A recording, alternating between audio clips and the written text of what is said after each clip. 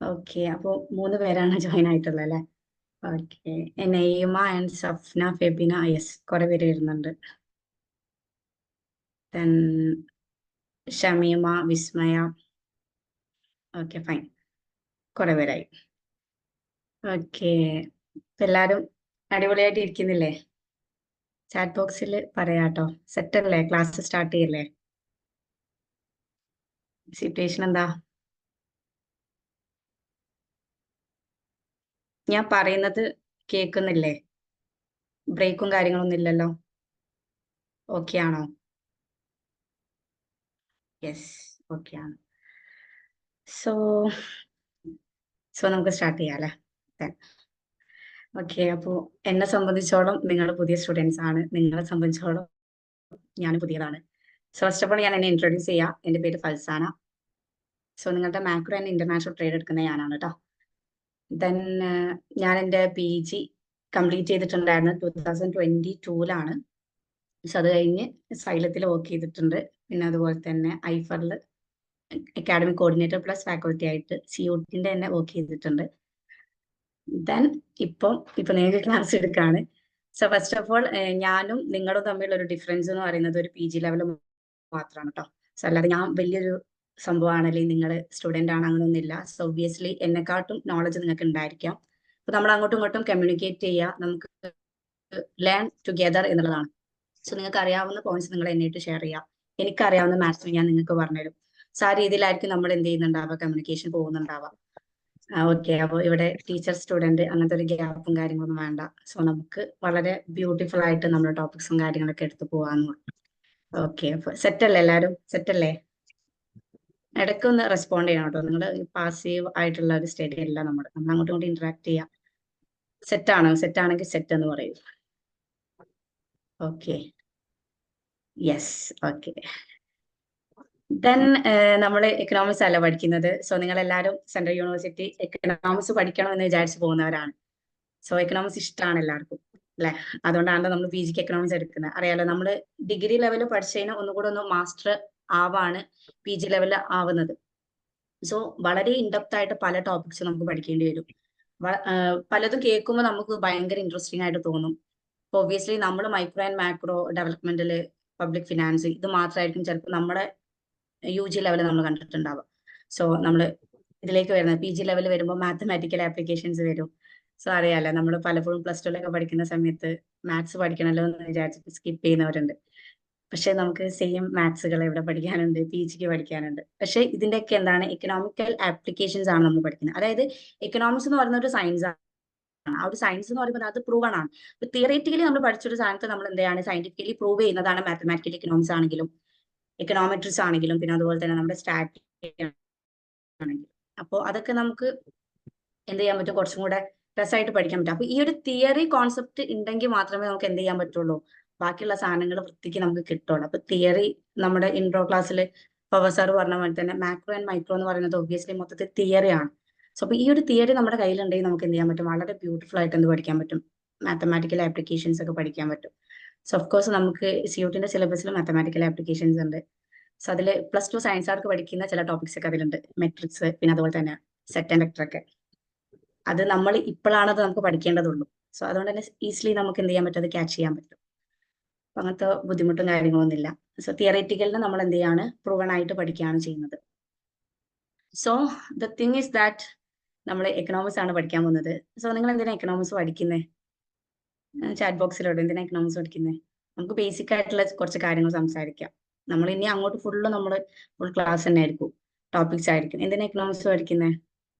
ആരെങ്കിലും ഒരാൾ പറയും, ആരെങ്കിലും ഇല്ല, നിങ്ങൾ എല്ലാരും പറയും എക്കണോമിക്സ് എന്തിനാ പഠിക്കുന്നത്? അറിയില്ല. ഓക്കെ, ദെൻ എക്കണോമിക്സ് എന്ന് പറയുന്നത് നമുക്കറിയാം അല്ലെ. എക്കണോമിക്സിൽ ബേസിക്കലി നമ്മൾ പഠിക്കുന്നത്, നമ്മൾ ഡെഫിനിഷൻ നോക്കുക. ജസ്റ്റ് നിങ്ങളൊന്ന് ഗൂഗിൾ ചെയ്ത് നോക്കുക, നിങ്ങൾ എന്താണ് എക്കണോമിക്സ് എന്നൊന്ന് ഗൂഗിൾ ചെയ്ത് നോക്കുക. നിങ്ങൾക്ക് ഒരുപാട് ഡെഫിനിഷൻ കിട്ടും. അപ്പൊ അതിൽ ഏറ്റവും ഫോക്കസ് ചെയ്യുന്ന ഒരു ഡെഫിനിഷൻ ഉണ്ട്, ലിയാനോ റോബിൻസ് പറയുന്നത്. എക്കണോമിക്സ് എന്ന് പറയുന്നത് ഒരു സയൻസ് ആണ്. അത് പഠിക്കുന്നത് ഹ്യൂമൻ ബിഹേവിയറിനെ കുറിച്ചിട്ടാണ്. സോ ഹ്യൂമൻ ബിഹേവിയറിൽ ആരൊക്കെ തമ്മിലുള്ള റിലേഷൻഷിപ്പാണ് പഠിക്കുന്നത്, സ്കേഴ്സിറ്റി ഓഫ് റിസോഴ്സ്, അതുപോലെ തന്നെ ഓൾട്ടർനേറ്റീവ് വാൺസ്, അതുപോലെ തന്നെ ലിമിറ്റഡ് റിസോഴ്സസ്. ഈ ഒരു സാധനമാണ് ബേസിക്കലി നമ്മൾ എക്കണോമിക്സിൽ പഠിക്കുന്നത്. അതായത് നമ്മൾ ഏതൊരു കൺട്രി എടുക്കുകയാണെങ്കിൽ എക്കണോമിക്സിൽ എന്തുണ്ടായിരിക്കും, ഇക്കണോമിയിൽ എന്തുണ്ടായിരിക്കും, സ്കേഴ്സിറ്റി ഓഫ് റിസോഴ്സ് ഉണ്ടാവും. റിസോഴ്സ് ഒക്കെ വളരെ കുറവാണ്.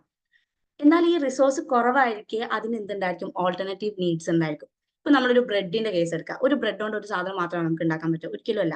ഓൾട്ടർനേറ്റീവ് നീഡ്സ് ഉണ്ട്, പ്ലസ് എന്തുണ്ട്, അതിന്റെ കൂടെ തന്നെ അൺലിമിറ്റഡ് വാൺസ് ആണ്. നമ്മുടെ വാൺസ് ആണെങ്കിൽ ഇഷ്ടംപോലെ ഉണ്ടതാണ്. അപ്പൊ ഈ ഒരു 3 പ്രോബ്ലത്തിൽ നിന്ന് ബേസിക് ആയിട്ട് 3 ക്വസ്റ്റ്യൻസ് ആണ് നമുക്ക് റൈസ് ചെയ്യേണ്ടി വരുന്നത്. ഒന്ന് വാട്ട് ടു പ്രൊഡ്യൂസ് ആണ്, ഒന്ന് ഹൗ ടു പ്രൊഡ്യൂസ് ആണ്, then for whom to produce എന്നുള്ള ക്വസ്റ്റ്യൻ ആണ്. ഈ 3 സെൻട്രൽ പ്രോബ്ലത്തെ സോൾവ് ചെയ്യാൻ പറ്റിക്കഴിഞ്ഞാൽ നമ്മൾ എന്ത് ചെയ്യാം, ഒരു സ്റ്റഡി സ്റ്റേറ്റ് ഗ്രോത്തുള്ള ഇക്കണോമിയെ നമുക്ക് എന്ത് ചെയ്യാൻ പറ്റും, ഗ്രോത്തിലൂടെ നമുക്ക് കൊണ്ടുപോകാൻ പറ്റും എന്നുള്ളതാണ്. വാട്ട് ടു പ്രൊഡ്യൂസ് എന്ന് വെച്ചാൽ ഒരു കൺട്രിക്ക് ഏറ്റവും അത്യാവശ്യമായിട്ടുള്ള എന്താണ്, അതാണ് പ്രൊഡ്യൂസ് ചെയ്യേണ്ടത്. ഹൗ ടു പ്രൊഡ്യൂസ്, ഏത് ഇന്റൻസീവ് യൂസ് ചെയ്തിട്ടാണ് നമ്മൾ പ്രൊഡ്യൂസ് ചെയ്യേണ്ടത്.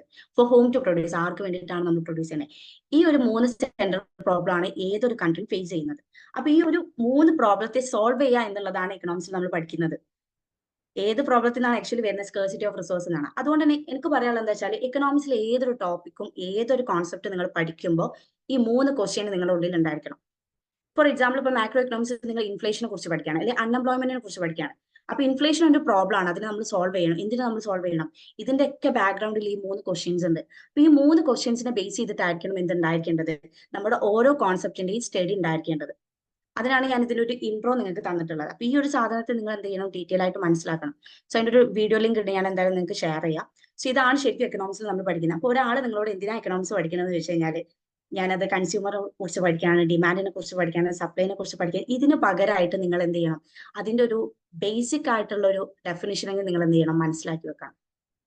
ക്ലിയർ? ഈ സാധനം ഓക്കെ ആണോ? ഓക്കെ ആണോ? ഓക്കെ ആണെങ്കിൽ ഓക്കെ, യെസ്. അപ്പൊ ഈ സാധനമാണ് നിങ്ങളുടെ ഉള്ളിൽ ഉണ്ടായിരിക്കേണ്ടത്. ഓക്കെ, ദെൻ നമ്മൾ എന്തിനാണ് മൈക്രോ ആൻഡ് മാക്രോ എന്ന് എന്തിനാണ് ഡിവൈഡ് ചെയ്യുന്നത്? നമ്മൾ ഈ +2 പഠിക്കില്ലേ, നമ്മൾ 2 ബോക്സ് ഒക്കെ വരച്ചിട്ടാ പഠിക്കുക. എനിക്കത് ഇപ്പോഴും ഓർമ്മയുണ്ട്. ഒന്നില് മൈക്രോ ഇതും ഒന്നില് മാക്രോ ഇതും. ദെൻ ഒന്നില് നമ്മൾ ഇത് ഒന്ന് നാരോ സ്റ്റഡി ആണ്, ഒന്ന് ബ്രോഡ് സ്റ്റഡി ആണ്, ഒന്ന് ജനറൽ ആണ്, ഒന്ന് പാർഷ്യലി ആണ്, പിന്നെ ഒന്ന് എന്ത് പറയും, നമ്മുടെ വേംസ് വ്യൂ ആണ്, ഒന്നിന്റെ ബേർഡ് വ്യൂ ആണെന്നൊക്കെ പറയും അല്ലെ. ബേസിക്കലി ഈ മൈക്രോ ആൻഡ് മാക്രോ എന്ന് നമ്മൾ ഡിവൈഡ് ചെയ്യാനുള്ള കാരണം എന്ന് വെച്ചാൽ, മൈക്രോ വേരിയബിൾസും മാക്രോ വേരിയബിൾസും രണ്ടും രണ്ടാണ്. രണ്ടും ഇക്കോണമിയിൽ ഉണ്ടാക്കുന്ന ഇമ്പാക്ട് ഡിഫറെന്റ് ആണ്. സി, സോ മൈക്രോ എന്ന് പറയുന്നത് ഇൻഡിവിജ്വൽ സ്റ്റഡി ആണ്. മാക്രോ എന്ന് പറയുന്നത് എന്താണ്, ഇക്കണോമി ആസ് എ വോളാണ് നമ്മൾ പഠിക്കുന്നത്. മൈക്രോയിൽ നമ്മൾ ഡിമാൻഡ് പഠിക്കുന്നുണ്ട്, സപ്ലൈനെ കുറിച്ച് പഠിക്കുന്നുണ്ട്, മാർക്കറ്റ് സ്ട്രക്ചറിനെ കുറിച്ച് പഠിക്കുന്നുണ്ട്. സോ മാക്രോ ഇക്കണോമിക്സിലേക്ക് വരുന്ന സമയത്ത് എന്തായിരിക്കും, ഒബ്വിയസ്ലി ഇൻഫ്ലേഷൻ, അൺഎംപ്ലോയ്മെന്റ് ഇതൊക്കെ പഠിക്കുന്നുണ്ട്. ഒരു ഇൻഡിവിജ്വൽ ഉണ്ടാക്കുന്ന ഇമ്പാക്ട് അല്ല ഇക്കണോമി ആസ് എ വോൾ ഉണ്ടാകുന്ന ഇമ്പാക്ട്. ക്ലിയർ? അതായത് പ്രൈസ് ലെവൽ, ഒരു സാധനത്തിന് മുകളിൽ പ്രൈസ് ലെവൽ കൂടുക അല്ലെങ്കിൽ കുറയുക, അത് വലിയ പ്രശ്നം ഉണ്ടാവില്ല. ഇൻഫ്ലേഷൻ എന്ന് പറയുന്നത് എന്താണ്, ജനറൽ പ്രൈസ് ലെവൽ ഇൻക്രീസ് ചെയ്യാണ്. അപ്പൊ ഇൻഫ്ലേഷൻ ഇക്കോണമിയിൽ ഉണ്ടാകുമ്പോൾ അത് വലിയൊരു ഇമ്പാക്ട് ആയിരിക്കും ഇക്കോണമിയിൽ ഉണ്ടാക്കുക. അപ്പൊ ഈ ഒരു വലിയ ഇമ്പാക്ട് ഉണ്ടാക്കുന്ന വേരിയബിൾസ് വേറെ തന്നെ ഉണ്ട്. അതിനാണ് നമ്മൾ മാക്രോ ഇക്കണോമിക് വേരിയബിൾ എന്ന് പറയുന്നത്. മൈക്രോ ആകുമ്പോൾ ചെറിയൊരു ഇമ്പാക്ട് ആയിരിക്കും മേ ബി അത് ഉണ്ടാക്കുന്നുണ്ടാവാം. അപ്പൊ അതുകൊണ്ട് തന്നെ ഈ വേരിയബിൾസ് രണ്ടും രണ്ടാണ്, രണ്ടും ഇക്കോണമിയിൽ ഉണ്ടാക്കുന്ന ഇമ്പാക്റ്റും രണ്ടാണ്. അപ്പോൾ അതുകൊണ്ടാണ് നമ്മൾ അതിനെ ഡിവൈഡ് ചെയ്ത് പഠിക്കുന്നത്. അല്ലെങ്കിൽ എല്ലാം ഇക്കണോമിക് വേരിയബിൾ അല്ലെ, എല്ലാം ഒരുമിച്ച് പഠിച്ചൂടെ, എല്ലാം ഒരുപോലെ സോൾവ് ചെയ്തൂടെ, അത് നമുക്ക് നടക്കില്ല. ഇപ്പൊ മാക്രോ എക്കണോമിക്സിൽ നമ്മൾ ഇൻഫ്ലേഷൻ ഒരു പ്രോബ്ലം ആവുന്ന സമയത്ത്, ഇൻഫ്ലേഷൻ എന്ന് പറയുന്ന ഒരു മാക്രോ എക്കണോമിക് വേരിയബിൾ ആണ്. അതിനെ സോൾവ് ചെയ്യാൻ വേണ്ടി ഒരു മാക്രോ എക്കണോമിക് വേരിയബിൾ തന്നെ നമുക്ക് വേണം. ഇൻഫ്ലേഷനെ സോൾവ് ചെയ്യാൻ പറ്റും നമുക്ക് മണി സപ്ലൈയിലൂടെയാണ്. മണി സപ്ലൈ എന്ന് പറയുന്നത് എന്താണ്, ഒരു മാക്രോ എക്കണോമിക് വേരിയബിൾ ആണ്. ക്ലിയർ? അപ്പോ ഓരോ മൈക്രോ ആണെങ്കിലും മാക്രോ ആണെങ്കിലും അതിന്റെ പ്രോബ്ലം സോൾവിംഗ് ആയിട്ട് വരുന്നത് എന്താണ്, അതിന്റെ വേരിയബിൾസ് തന്നെയാണ്, മാക്രോ എക്കണോമിക് വേരിയബിൾസ് തന്നെയാണ്. അപ്പൊ അതുകൊണ്ടാണ് ഇതിനെ രണ്ടിനും നമ്മൾ ഡിവൈഡ് ചെയ്ത് പഠിക്കുന്നത്. രണ്ടും ഇക്കോണമിയിൽ ഉണ്ടാക്കുന്ന ഇമ്പാക്ട് ഡിഫറെന്റ് ആണ്. ഓക്കെ, ക്ലിയർ അല്ലേ? ദെൻ എനിക്ക് ചോദിക്കാനുള്ളത്, who is the father of macro economics? ആരാണ് മാക്രോ എക്കണോമിക്സിന്റെ ഫാദർ? കമന്റ് ബോക്സിൽ ഇട്ടാൽ മതി. ആരെങ്കിലും പറയൂ. കെയ്ൻസ്, ഫെബിന കെയ്ൻസ് ആണ്. യെസ്, സപ്ന കെയ്ൻസ് ആണ്. ദെൻ നെക്സ്റ്റ് ഹർഷാന കെയ്ൻസ് ആണ്. Okay, Jem Keynes, Vismaya. Okay, then micro economics and father, നമ്മുടെ എക്കണോമിക്സിന്റെ ഫാദർ ആരാ?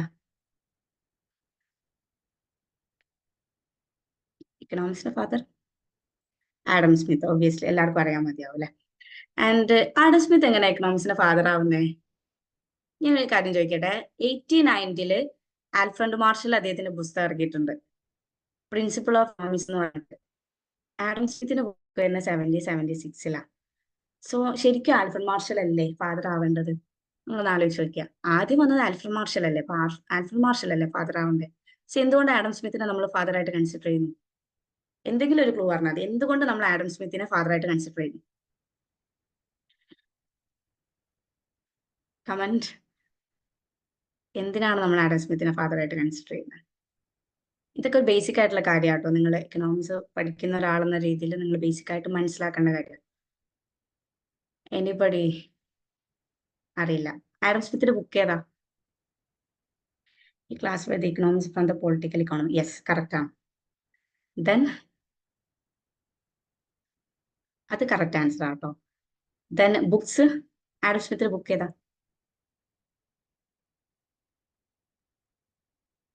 ഒന്ന് റെസ്പോണ്ട് ഞാൻ പറഞ്ഞല്ലോ, ഞാൻ ഇങ്ങനെ പഠിപ്പിക്കുക, നിങ്ങൾ കേൾക്കുക, അതല്ല നമ്മൾ ഉദ്ദേശിക്കുന്നത്. നിങ്ങളുടെ റെസ്പോണ്ട് എനിക്ക് അറിയണം. Wealth of nation and inquiry into nature and causes of wealth of nation ആണ് അദ്ദേഹത്തിന്റെ പുസ്തകം. സോ ഈ വെൽത്ത് ഓഫ് നേഷന്റെ പ്രത്യേകത എന്താണെന്ന് വെച്ചാൽ ഇക്കണോമിയിൽ ഇമ്പാക്ട് ചെയ്യുന്ന ഒരുപാട് സാധനത്തിന് ആഡം സ്മിത്ത് കൊണ്ടുവന്നിട്ടുണ്ട്. ഇൻവിസിബിൾ ആൻഡ് നമ്മൾ 1930 വരെയുള്ള കാര്യമാട്ടോ സംസാരിക്കുന്നത്. അതിനുശേഷമാണ് ഇത് ക്രിറ്റിസൈസ് ചെയ്യപ്പെടുന്നത്. എന്നാൽ 1930, 1929 ഗ്രേറ്റ് ഡിപ്രഷൻ ഉണ്ടാവുന്നവരെ നമ്മൾ ബിലീവ് ചെയ്തിട്ടുള്ള എന്തായിരുന്നു? ആഡം സ്മിത്ത്, അതായത് ക്ലാസിക്കൽസ് പറഞ്ഞിട്ടുള്ള invisible hand, laissez fair, division of labour, അങ്ങനെ ഒരുപാട് കാര്യങ്ങൾ. പിന്നെ അതിൽ പറയുകയാണെങ്കിൽ സെയിൽസ് ലോ ഓഫ് മാർക്കറ്റിന്റെ supply creates it's on demand എന്ന് പറയുന്നത്. അപ്പോൾ ഇക്കണോമിയിൽ ഇമ്പാക്ട് ചെയ്യപ്പെടുന്ന ഒരുപാട് വേരിയബിൾസിനെ ആര് അഡ്രസ് ചെയ്തിട്ടുണ്ട്? ആഡം സ്മിത്ത് അഡ്രസ് ചെയ്തിട്ടുണ്ട്. Mainly capitalism and supply demand base ചെയ്തിട്ടാണ്. യെസ്, അത് കറക്റ്റ് ആണ്. ദെൻ ഇതുപോലെയുള്ള ആഡം സ്മിത്തിന്റെ ഒരുപാട് കാര്യങ്ങൾ ഇക്കണോമി ഇമ്പാക്ട് ചെയ്യപ്പെട്ടിട്ടുണ്ട്. അതുകൊണ്ടാണ് അദ്ദേഹത്തിന് ഒരു പുസ്തകത്തിന്റെ പേരിലാണ് അദ്ദേഹം എന്ന് പറയുന്നത് actually Adam Smith is father of economics എന്ന് അറിയപ്പെടാനുള്ള മെയിൻ റീസൺ എന്ന് പറയുന്നത്. ഓക്കെ, പിന്നാണ് നമ്മുടെ കെയ്ൻസ് വരുന്നത്. ഫാദർ മാക്രോ എക്കണോമിക്സിന്റെ ഫാദർ കെയ്ൻസ് ആവാനുള്ള കാരണം എന്തായിരിക്കും? വൈ? എന്തെങ്കിലും ഒരു ക്ലൂ ഇട്ടാൽ മതി. അറിയോ? മാക്രോ എക്കണോമിക്സ് എന്ന് പറയുമ്പോൾ economy as a whole, economy as a whole ആദ്യമായിട്ട് അഡ്രസ് ചെയ്യുന്നത് ആരാണ്? ശരിക്കും കെയ്ൻസ് ആണ്.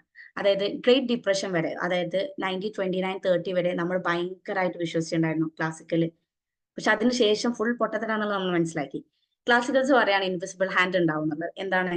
ഒരാളുടെ പേഴ്സണൽ ഗെയിനിന് വേണ്ടി ഓരോരുത്തരും പ്രവർത്തിക്കുകയാണെങ്കിൽ അവർ പോലും അറിയാതെ അവർക്കിടയിൽ ഒരു സാധനം ഉണ്ടാവുന്നു. എല്ലാവരും പരസ്പരം അങ്ങോട്ടും ഇങ്ങോട്ട് കണക്ട് ചെയ്യപ്പെടുന്നുള്ളത്. ഡിവിഷൻ ഓഫ് ലേബർ വർക്കിംഗ് ആവുന്നത്. സെയിൽസ് ലോ ഓഫ് മാർക്കറ്റ് ക്ലാസിക്കൽസ് വിശ്വസിച്ചുള്ള. Supply creates its own demand. Great ഡിപ്രഷന് ശേഷമാണ് ക്ലാസിക്കൽ ഇക്കണോമിക്സിനെ തെറ്റാണെന്ന് കെയ്ൻസ് പ്രൂവ് ചെയ്യുന്നത്. യെസ്, അത് വലിയൊരു റെവല്യൂഷൻ ആയിട്ടുണ്ടോ. കെയ്ൻസ് പറയുന്നത് നമുക്ക് ഭയങ്കര ഇതായിട്ട് തോന്നും. കെയ്ൻസ് പറയാണ് നിങ്ങൾ ഗവൺമെന്റിന് ഇന്റർഫിയർ ചെയ്യാതെന്ന് പറഞ്ഞത് എന്തുകൊണ്ടാണ്? അതായത് ക്ലാസിക്കൽസ് പറയാണ് ഗവൺമെന്റ് വേണ്ട, നിങ്ങൾ എന്തിനാണ് ഗവൺമെന്റ് എന്തിനാണ് ഈ മാർക്കറ്റിന്റെ കാര്യത്തിലൊക്കെ വരുന്നത്? ഗവൺമെന്റ് ശരിക്കും ജസ്റ്റിസിന് വേണ്ടിയിട്ടും അതുപോലെ തന്നെ അവിടുത്തെ ഡിഫൻസിന് വേണ്ടിയിട്ടൊക്കെ നിന്നാൽ മതി, അല്ലാതെ ഗവൺമെന്റ് വല്ലാണ്ട് മാർക്കറ്റിന്റെ കാര്യത്തിലോ അല്ലെ ഇക്കോണമിന്റെ കാര്യത്തിലോ വരേണ്ട ആവശ്യമൊന്നുമില്ല. അപ്പൊ കെയ്ൻസ് പറയാണ് ഒരു ഇക്കണോമിക് പ്രോബ്ലം വന്ന് ഇക്കണോമിക് സ്റ്റെക്ക് ആവുന്ന സമയത്ത് ഗവൺമെന്റ് ഇന്റർഫിയർ ചെയ്യരുതെന്ന് പറയുന്നത് മര്യാദയുള്ള കാര്യമല്ല. ഫോർ എക്സാമ്പിൾ 1930 ഉള്ള ഗ്രേറ്റ് ഡിപ്രഷൻ ഏറ്റവും കൂടുതൽ റിക്കവർ ആവാനുള്ള കാരണം ഗവൺമെന്റ് ഇന്റർഫിയർ വേണം. അപ്പൊ അതുകൊണ്ടാണ് കെയ്ൻസ് ഏറ്റവും കൂടുതൽ എന്ത് ചെയ്തിട്ടുള്ളത്? ഫിസിക്കൽ പോളിസിക്കൊക്കെ ഏറ്റവും കൂടുതൽ ഇമ്പോർട്ടൻസ് കൊടുത്തിട്ടുള്ളത്. സോ അദ്ദേഹം പറയുന്നത് എന്താന്ന് വെച്ചാൽ മാക്രോ കോൺസെപ്റ്റ്, മാക്രോ വേല് ഒരു വലിയൊരു പ്രശ്നം ഉണ്ടായി കഴിഞ്ഞാൽ നമ്മൾ എങ്ങനെ അതിനെ സോൾവ് ചെയ്യും? ഒബ്വിയസ്ലി നമുക്ക് എന്ത് വേണം? ഗവൺമെന്റ് ഇന്റർഫിയറൻസ് വേണം. അതുകൊണ്ട് തന്നെ ക്ലാസിക്കൽ പോയിന്റ് ഓഫ് വ്യൂനെ മൊത്തത്തിൽ എന്താ പറയുക പൊളിച്ച് ചെയ്തിട്ടുള്ള ഒരാളാണ് ജെയിം കെയ്ൻസ് എന്ന് പറയുന്നത്. അദ്ദേഹത്തിന്റെ പുസ്തകമാണ് എന്ത്? General theory of interest, employment and money എന്ന് പറയുന്നത്. അദ്ദേഹത്തിന്റെ പുസ്തകത്തിൽ തന്നെ ഉണ്ട് അത്. ജനറൽ തിയറി എന്നാണ് പറയുന്നത്. ജനറൽ തിയറി എന്ന് പറയുമ്പോൾ മൊത്തത്തിൽ എന്നാണ് പറയുന്നത്. 1936 അദ്ദേഹം പുസ്തകം ഇറക്കിയിട്ടുള്ളത്. അപ്പൊ അതുകൊണ്ടാണ് അദ്ദേഹത്തിന് എന്ത് പറയുന്നത്? മാക്രോ എക്കണോമിക്സിന്റെ ഫാദർ ആയിട്ട് അദ്ദേഹം അറിയപ്പെടാനുള്ള കാരണം. ഇതാണ് ബേസിക് ആയിട്ടുള്ള ഒരു മാക്രോ എക്കണോമിക്സ് ആൻഡ് എക്കണോമിക്സിന്റെ ഇൻട്രോ എന്ന് പറയുന്നത്. സോ കൂടുതലായിട്ട് നമുക്ക് എന്ത് ചെയ്യാം? ഡിസ്കസ് ചെയ്യാവുന്നതാണ്. സോ നമുക്ക് നമ്മുടെ ക്ലാസ്സിലേക്ക് പോവാം.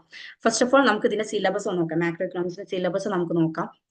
സോ ഫസ്റ്റ് നമ്മൾ എടുക്കുന്ന നാഷണൽ ഇൻകം അക്കൗണ്ടിംഗ് ആണ്. ഒബ്വിയസ്ലി അതിന്റെ കോമ്പണൻസ്, അതെങ്ങനെയാണ് മെഷർ ചെയ്യേണ്ടത്, ഈ കാര്യങ്ങളൊക്കെ നമ്മൾ ഡിസ്കസ് ചെയ്യുന്നതാണ്.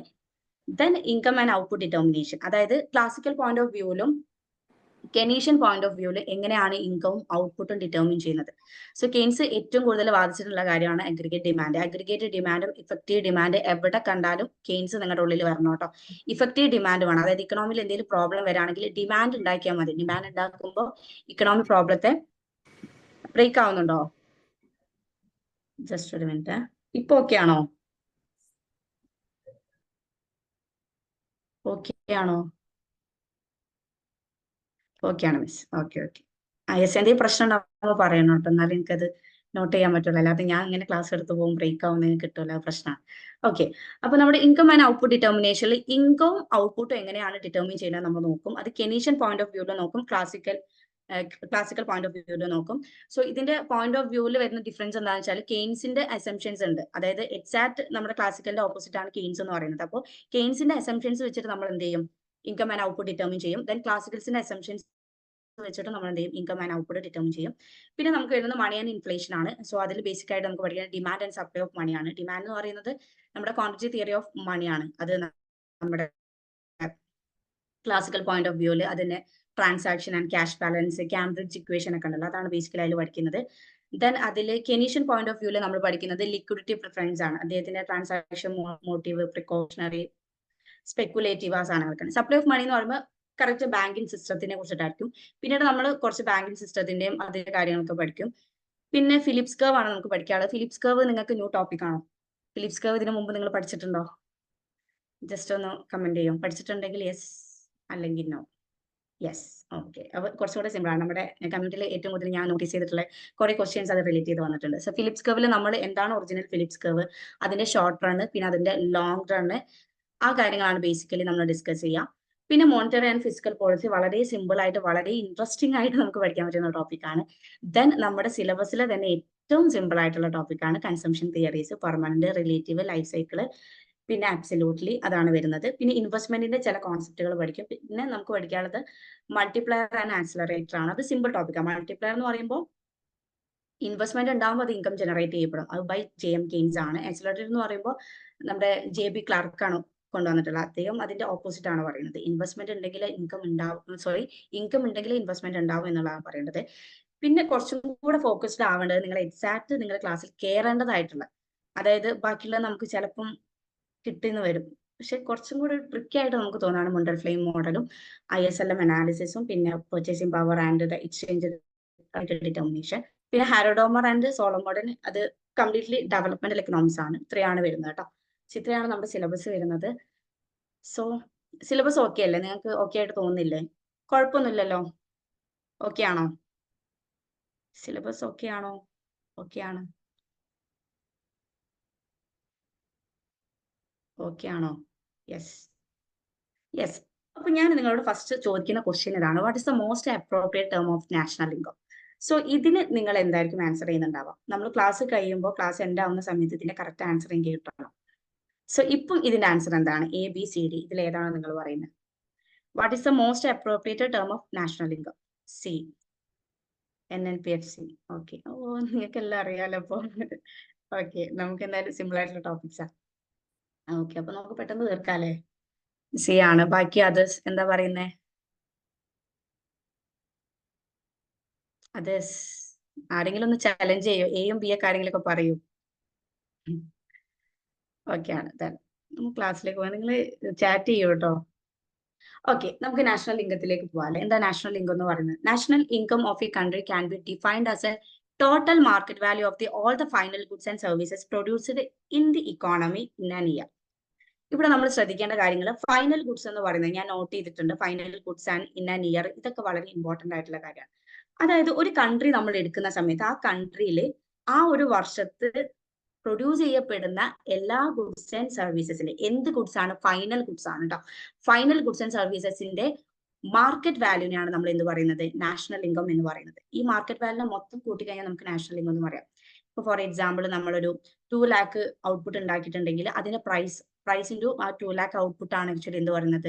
നമ്മുടെ നാഷണൽ ഇൻകം ആയിട്ട് നമ്മൾ മെഷർ ചെയ്യുന്നുണ്ടാവുക. Okay, in order to avoid the counting several times the parts of goods that are sold and resold, national income only includes the market value of the final goods and it ignores the transaction involve with the intermediate goods. എന്താണ് intermediate goods?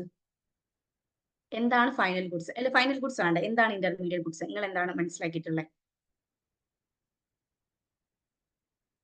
Anybody? എന്താ intermediate goods? നമുക്ക് production ഫംഗ്ഷനിലൊക്കെ പഠിക്കാണ്ട് micro economics used to produce the final goods. Yes, produce the final goods, make the final goods. Clear? അതായത് final goods എന്ന് പറയുന്നത് നമ്മുടെ final യൂസിന് വേണ്ടി നമ്മൾ യൂസ് ചെയ്യുന്നത്, അതായത് നമുക്ക് ഡയറക്റ്റ് യൂസ് ചെയ്യാം അതിനെ. എന്നാൽ ഈ ഒരു ഫൈനൽ ഗുഡ്സ് യൂസ് ചെയ്യാൻ വേണ്ടി നമ്മൾ ഉപയോഗിക്കുന്ന അതിന്റെ ഡ്യൂറിംഗ് ദ പ്രോസസ്സ് നമ്മൾ ഉപയോഗിക്കുന്ന ഗുഡ്സിനാണ് നമ്മൾ എന്ത് പറയുക, ഇന്റർമീഡിയറ്റ് ഗുഡ്സ് എന്ന് പറയാം. ഇപ്പൊ നോക്കുകയാണെങ്കിൽ നമ്മളൊരു ബ്രെഡ് ഉണ്ടാക്കുന്നുണ്ട്. ബ്രെഡ് ഉണ്ടാക്കുന്നതിന് നമുക്ക് മൈദ വേണം, ഓയിൽ വേണം, അങ്ങനത്തെ കുറച്ച് സാധനങ്ങളൊക്കെ വേണമല്ലോ. അപ്പൊ ഈ ഇന്റർമീഡിയറ്റ് ഗുഡ്സ് എന്ന് പറയുന്നത് ഈ മൈദ, ഓയിൽ, ഈ സാധനങ്ങളൊക്കെയാണ് ഇന്റർമീഡിയറ്റ് ഗുഡ്സ് എന്ന് പറയുന്നത്. ഫൈനൽ ഗുഡ് എന്ന് പറയുന്നത് എന്താണ്? ബ്രെഡാണ്. എന്നാൽ ഇവിടെ ഏറ്റവും എന്താ പറയാ ഇൻട്രസ്റ്റിംഗ് ആയിട്ടുള്ള ഒരു കാര്യം എന്ന് പറയുന്നത്, ഒരു പ്രൊഡക്ഷൻ യൂണിറ്റിന്റെ ഫൈനൽ ഗുഡ് എന്ന് പറയുന്നത് വേറൊരു പ്രൊഡക്ഷൻ യൂണിറ്റിന്റെ ഇന്റർമീഡിയറ്റ് ഗുഡ് ആവാം. അപ്പൊ അവിടെ എന്ത് സംഭവിക്കുന്ന പറയാം, അവിടെ ഡബിൾ കൗണ്ടിങ് വരും, ഓവർ എസ്റ്റിമേഷൻസ് വരും. അപ്പൊ ഈ നാഷണൽ ഇൻകം കാൽക്കുലേറ്റ് ചെയ്യുന്ന സമയത്ത് ഈ ഒരു ഇന്റർമീഡിയറ്റ് ഗുഡ്സിന്റെ കാൽക്കുലേഷൻ നമ്മൾ കംപ്ലീറ്റ്ലി ഒഴിവാക്കണം. പ്ലസ് ആ ഒരു ഫൈനൽ ഗുഡിന്റെ മാത്രമായിരിക്കണം നമ്മൾ എന്ത് ചെയ്യേണ്ടത്, യൂസ് ചെയ്യേണ്ടത്. ഓക്കെ, ദെൻ ഫൈനൽ ഗുഡ്സ് എന്ന് പറഞ്ഞിട്ട് it is a item produced for the direct use by the consumer. Intermediate goods എന്ന് പറയുമ്പോൾ it is a product used to produce a final goods or the finished goods. ഇപ്പൊ for example ഞാൻ പറയാം, ഇതിൽ ഞാൻ example കൊടുത്തിട്ടുണ്ടോ നോക്കട്ടെ, ഇല്ല ഞാൻ കൊടുത്തിട്ടില്ല. ഇപ്പൊ ഫോർ എക്സാമ്പിൾ ഞാൻ പറയാം, ഇപ്പൊ നമുക്ക് വേണ്ടത് ഒരു പൊറോട്ട കമ്പനിയിലാണ് നമ്മളിപ്പോ വർക്ക് ചെയ്യുന്നത്. സോ നമുക്ക് എന്ത് വേണം, പൊറോട്ട ആണ് നമ്മുടെ ഫൈനൽ ഗുഡ് എന്ന് പറയുന്നത്. അപ്പൊ ഈ പൊറോട്ട മേടിക്കാൻ മീൻസ് ഉണ്ടാക്കാൻ വേണ്ടി നമുക്ക് ഒബ്വിയസ്ലി നമുക്ക് മൈദ വേണം, ഓയിൽ വേണം, ഇതൊക്കെ വേണം. പക്ഷെ ഈ മൈദ എന്ന് പറയുന്നത് ആക്ച്വലി എന്താണ്, മൈദ ഉണ്ടാക്കുന്ന ഒരു കമ്പനിയെ സംബന്ധിച്ചോളം അവരുടെ ഫൈനൽ ഗുഡ് ആണ്. അപ്പൊ ഈ മൈദ നമ്മൾ മേടിക്കുന്നു, ഓയിൽ നമ്മൾ മേടിക്കുന്നു. ഈ ഇന്റർമീഡിയറ്റ് ഗുഡ്സിന്റെ എല്ലാം തന്നെ വില ഇട്ടിട്ടല്ലേ നമ്മൾ എന്ത് ചെയ്യുക, പൊറോട്ട സെയിൽ ചെയ്യുന്നുണ്ടാവാം. ഓക്കെ, അതിന്റെ ഫൈനൽ ഗുഡ്സിന്റെ നമ്മൾ 10 രൂപ ഒരു പൊറോട്ടയ്ക്ക് വരുന്നുണ്ടെങ്കിൽ സോ അതിന്റെ ഒരു കുറച്ച് എമൗണ്ട് നമ്മുടെ ഇൻപുട്സിന് പോകൂലേ, ചെറിയൊരു എമൗണ്ട് മാത്രം നമ്മൾ അതിന് പ്രോഫിറ്റ് എക്സ്പെക്ട് ചെയ്യാൻ നമുക്ക് പറ്റുള്ളൂ. അപ്പൊ ഈ ഒരു ഫൈനൽ ഗുഡ്സിന്റെ ഓരോ ഗുഡ്സിന്റെയും മൊത്തം വാല്യൂ ആഡ് ചെയ്തിട്ടാണ് നമ്മൾ എന്ത് ചെയ്യുന്നത്, പൊറോട്ടന്റെ മൊത്തം റേഞ്ച് ഉണ്ടാക്കുന്നത്. അപ്പൊ ഈ ഒരു 10 രൂപ പ്ലസ് നമ്മൾ മൈദക്ക് ഇപ്പൊ 2 രൂപ കൊടുത്തിട്ടുണ്ട്, ആ 2 രൂപ പ്ലസ് അങ്ങനെ നമ്മൾ ഇടേണ്ട ആവശ്യമില്ല. ഈ 10 രൂപ എന്ന് പറയുന്നത് ആക്ച്വലി അതിൽ യൂസ് ചെയ്തിട്ടുള്ള ഓരോ ഇന്റർമീഡിയറ്റ് ഗുഡ്സിന്റെ വാല്യൂനെ നമ്മൾ ആഡ് ചെയ്തിട്ടുണ്ടായിരുന്നു. അപ്പോൾ ആ ഒരു ഫൈനൽ വാല്യൂ ഇട്ടതിന് ശേഷം വീണ്ടും നമ്മൾ എന്ത് ചെയ്യാൻ പാടില്ല, അതിന്റെ ഇന്റർമീഡിയറ്റ് ഗുഡ്സിന്റെ വാല്യൂ നമ്മൾ ആഡ് ചെയ്യാൻ പാടില്ല. അപ്പൊ അവിടെ എന്ത് വരും, നാഷണൽ ഇൻകത്തിൽ ഡബിൾ കൗണ്ടിങ് വരും. അത് എക്സാക്ട് ഒരു വലിയൊരു എമൗണ്ട് ആയിരിക്കും. അപ്പൊ ഈ ഒരു ഡബിൾ കൗണ്ടിങ് നമ്മൾ ഒഴിവാക്കണം. ദാറ്റ് മീൻസ് ഇന്റർമീഡിയറ്റ് ഗുഡ്സിന്റെ എക്സാക്ട് വാല്യൂ നമ്മൾ എന്ത് ചെയ്യണം, ഒഴിവാക്കണം. മറിച്ച് ഫൈനൽ ഗുഡ്സിന്റെ മാത്രം നമ്മൾ എന്ത് ചെയ്യാൻ പാടുള്ളൂ, കൺസിഡർ ചെയ്യാൻ പാടുള്ളൂ. ക്ലിയർ അല്ലേ? ഇതൊക്കെ ആണോ? ക്ലിയർ ആണോ? Yes. Then so national product is equal to national income is equal to national expenditure എന്നാണ് പറയുക. അതായത് നാഷണൽ പ്രോഡക്റ്റും നാഷണൽ ഇൻകവും നാഷണൽ എക്സ്പെൻഡിച്ചറും ഈക്വൽ ആണെന്നാണ് പറയുക. സോ ഇതെങ്ങനെയാന്ന് വെച്ചാൽ നമ്മളൊരു 2 സെക്ടർ മോഡൽ എടുക്കാം. സോ നമുക്ക് പല സെക്ടർ മോഡൽസ് ഉണ്ടായിരിക്കും. ഇപ്പോൾ 2 സെക്ടർ ഉണ്ടായിരിക്കും, 3 സെക്ടർ ഉണ്ടാകും, 4 സെക്ടർ ഉണ്ടാകും. 2 സെക്ടർ എന്ന് പറയുമ്പോൾ അവിടെ ഹൗസ് ഹോൾഡും ഫേംസും മാത്രമേ വരുള്ളൂ. 3 സെക്ടർ എന്ന് പറയുമ്പോൾ ഗവൺമെന്റ് വരും. 4 സെക്ടർ എന്ന് പറയുമ്പോൾ ഒബ്വിയസ്ലി നമുക്ക് എന്ത് വരും, ഇന്റർനാഷണൽ ട്രേഡ് അവിടെ വരും. അതായത് വേറൊരു കൺട്രി അതിൽ ഇൻവോൾവ് ആയിരിക്കും. അപ്പൊ ഈ ഒരു 2 സെക്ടർ മോഡൽ വെച്ചിട്ട് നമുക്ക് പറയാം എന്ത്, national product is equal to national income is equal to national expenditure എന്ന് നമുക്ക് പറയാം. സോ എങ്ങനെയാണ് നാഷണൽ പ്രോഡക്റ്റ് നമ്മൾ ഓൾറെഡി ഡെഫിനിഷനിൽ കണ്ടു. നാഷണൽ നമ്മൾ ഉണ്ടാക്കുന്ന മൊത്തം ഗുഡ്സിന്റെ മുകളിൽ വരുന്ന മാർക്കറ്റ് വാല്യൂ ആണ് എന്ന് പറയുന്നത് നാഷണൽ ഇൻകം എന്ന് പറയുന്നത്. സോ ഈ ഒരു 2 സെക്ടർ മോഡലിൽ നമ്മൾ ഇൻഡിവിജ്വൽ എന്ന് പറയുന്നത് ഹൗസ് ഹോൾഡ് ആണ്, ബിസിനസ് എന്ന് പറയുന്നത് ഫേം ആണ്. ഇവർ രണ്ടും ഡിപ്പെൻഡന്റ് അല്ലാതെ അല്ല, രണ്ടും തെറ്റി നിൽക്കുന്ന ഒരു സിറ്റുവേഷൻ അല്ല, രണ്ടുപേരും ഇന്റർഡിപെൻഡന്റ് ആണ്. അതായത് ഒരാൾ മറ്റൊരാളെ വല്ലാണ്ട് അങ്ങോട്ട് എന്ത് ചെയ്യുന്നുണ്ട്, ഡിപ്പെൻഡ് ചെയ്യുന്നുണ്ട്. ഫോർ എക്സാമ്പിൾ ഇപ്പൊ നമ്മൾ ഫേമിന് എടുക്കാം. ഇപ്പൊ ഫേമിന് എടുക്കുന്ന സമയത്ത് ഫേമിന് എന്ത് ചെയ്യണം, ഗുഡ്സ് ഉണ്ടാക്കണം. സോ നമ്മൾ മൈക്രോ എക്കണോമിക്സ് പ്രൊഡക്ഷൻ ഫംഗ്ഷൻ പഠിക്കും. അതിൽ നമ്മൾ ഔട്ട്പുട്ട് ഉണ്ടാവണമെങ്കിൽ നമുക്ക് എന്ത് വേണം, ഇൻപുട്ട് വേണം. സോ ഈ ഒരു ഇൻപുട്ട് ഉപയോഗിച്ചിട്ടാണ് നമ്മൾ ഔട്ട്പുട്ട് ഉണ്ടാക്കുന്നത്. അപ്പൊ എന്തൊക്കെയാണ് നമ്മുടെ ഇൻപുട്സ്, നമ്മുടെ ഇൻപുട്ട് ആയിട്ട് എന്തൊക്കെയാ വരാം, നിങ്ങൾ എന്താ മനസ്സിലാക്കുന്നത് ഇൻപുട്ട് ആയിട്ട്? ഫാക്ടേഴ്സ് ഓഫ് പ്രൊഡക്ഷൻ എന്തൊക്കെയാ? എനിബഡി പെട്ടെന്ന് ചാറ്റ് ചെയ്യേ, ആരുമില്ല. ഓക്കെ, ഫാക്ടേഴ്സ് ഓഫ് പ്രൊഡക്ഷൻ എന്ന് പറയുന്ന land, labour, capital and organisation, ഇത് ഉപയോഗിച്ചിട്ടാണ് നമ്മൾ എന്ത് ചെയ്യുന്നത്, ഫൈനൽ ഔട്ട്പുട്ട് ഉണ്ടാക്കുന്നത്. ഒബ്വിയസ്ലി ഒരു ഫേമിനെ സംബന്ധിച്ചോളം അയാൾക്ക് എന്ത് വേണം, ലേബറിനെ വേണം. ലേബർ ഇല്ലെങ്കിൽ അയാൾക്ക് ഒരിക്കലും പ്രൊഡ്യൂസ് ചെയ്യാൻ പറ്റില്ല. ഓക്കെ, അപ്പൊ ഇയാൾക്ക് എന്ത് വേണം, അതായത് ഈ ഒരു ഫേമിന് എന്ത് വേണം, ലേബറിന് വേണം. അപ്പൊ ലേബറിനെ ആര് ഹയർ ചെയ്യും, ഫേം ഹയർ ചെയ്യാണ് ചെയ്യുന്നുണ്ടാവുക. സോ ഇവിടെ ചിന്തിക്കേണ്ട ഒരു കാര്യം എന്താ വെച്ചാൽ, ഫേമിന്റെ ആ ഒരു നാഷണൽ പ്രൊഡക്റ്റ് എന്ന് പറഞ്ഞൊരു സാധനം ഉണ്ടാക്കണമെങ്കിൽ ലേബർ വേണം. ലേബർ വെറുതെ വന്ന് പണിയെടുക്കും, ഒരിക്കലും ഇല്ല. ലേബറിന് എന്ത് വേണം, നമ്മൾ അങ്ങോട്ട് റിവാർഡ് കൊടുക്കണം അല്ലെ. ലേബറിന് നമ്മൾ വേജ് ഓർ സാലറി നമ്മൾ കൊടുക്കേണ്ടതുണ്ട്. സോ ഇവിടെ ലേബറിന് ആ ഒരു വേജ് ഓർ സാലറി കിട്ടുമ്പോൾ അത് എന്തായിട്ട് മാറും, അതൊരു നാഷണൽ ഇൻകം ആയിട്ട് മാറും. ക്ലിയർ? എന്നാൽ ലേബറിന് കിട്ടുന്ന അതേ നാഷണൽ ഇൻകം ഒരിക്കലും ലേബർ എന്ത് ചെയ്യുന്നില്ല, വീട്ടിൽ അലമാര കൊണ്ട് പൂട്ടിയേക്കുന്നൊന്നുമില്ല. മറിച്ച് ആ ഒരു നാഷണൽ ഇൻകം ഉപയോഗിച്ച് ഫേം എന്താണോ പ്രൊഡ്യൂസ് ചെയ്തിട്ടുള്ളത് അത് ആര് വാങ്ങാണ് ചെയ്യുന്നത്, ലേബർ വാങ്ങാണ് ചെയ്യുന്നത്. സോ ദാറ്റ് മീൻസ് ഒരു ഫേം ഉണ്ട്, ആ ഒരു ഫേം ഒരു പ്രൊഡക്റ്റ് ഉണ്ടാക്കുന്നുണ്ട്, ദാറ്റ് ഈസ് നാഷണൽ പ്രൊഡക്റ്റ്. ഈ നാഷണൽ പ്രൊഡക്റ്റ് ഉണ്ടാക്കാൻ വേണ്ടി ഫേമിനെ ഹെൽപ്പ് ചെയ്യുന്നത് ആരാണ്, ലേബർ ആണ്. ലേബർ എന്ന് പറയുമ്പോൾ ഇൻഡിവിജ്വൽ ആണ്. സോ ഒരു ഇൻഡിവിജ്വൽ വെറുതെ പോയി പണിയെടുക്കല്ല, മറിച്ച് എന്ത് ചെയ്യും, ആ ഒരു ഫേം ഒരു ഇൻകം അവിടെ കൊടുക്കും. ഇൻകം എന്ന് പറയുന്നത് നാഷണൽ ഇൻകം എന്ന് പറയുന്നത്, ആ ഒരു ഇൻകം അയാൾ എന്ത് ചെയ്യുന്നു, അയാൾക്ക് വേണ്ട സാധനങ്ങൾ അയാൾ ആ ഒരു ഫേമിൽ നിന്ന് മേടിക്കുന്നു. അവിടെ എന്തുണ്ടാവുന്നു, ഒരു നാഷണൽ എക്സ്പെൻഡിച്ചർ ക്രിയേറ്റ് ചെയ്യപ്പെടുന്നു. സോ നമുക്ക് എന്ത് പറയാം, national product is equal to national income is equal to national expenditure എന്ന് പറയാം. ക്ലിയർ അല്ലേ ഇത്? ഓക്കെ ആണത്? എന്താ അവസ്ഥ? ഓക്കെ ആണ്. സോ ഈ കമന്റ് ചെയ്യാത്തവർക്ക് നിങ്ങൾക്ക് ഓക്കെ അല്ലാത്തതുകൊണ്ടാണെങ്കിൽ പറയണം കേട്ടോ, നമുക്ക് റിപ്പീറ്റ് ചെയ്ത് പറയാം. വളരെ സിമ്പിൾ ടോപ്പിക് ആണ്. ഓക്കെ. സോ ഇതിനെ നമ്മളൊന്ന് എലാബറേറ്റ്, ഞാൻ ഈ പറഞ്ഞ സെയിം സാധനത്തെ ജസ്റ്റ് ഒന്ന് വേർഡിലാക്കിയതാണ്. Because in two sector economy there are household and firms. Firms are the required to produce goods. To produce the goods, they are required to factors of production.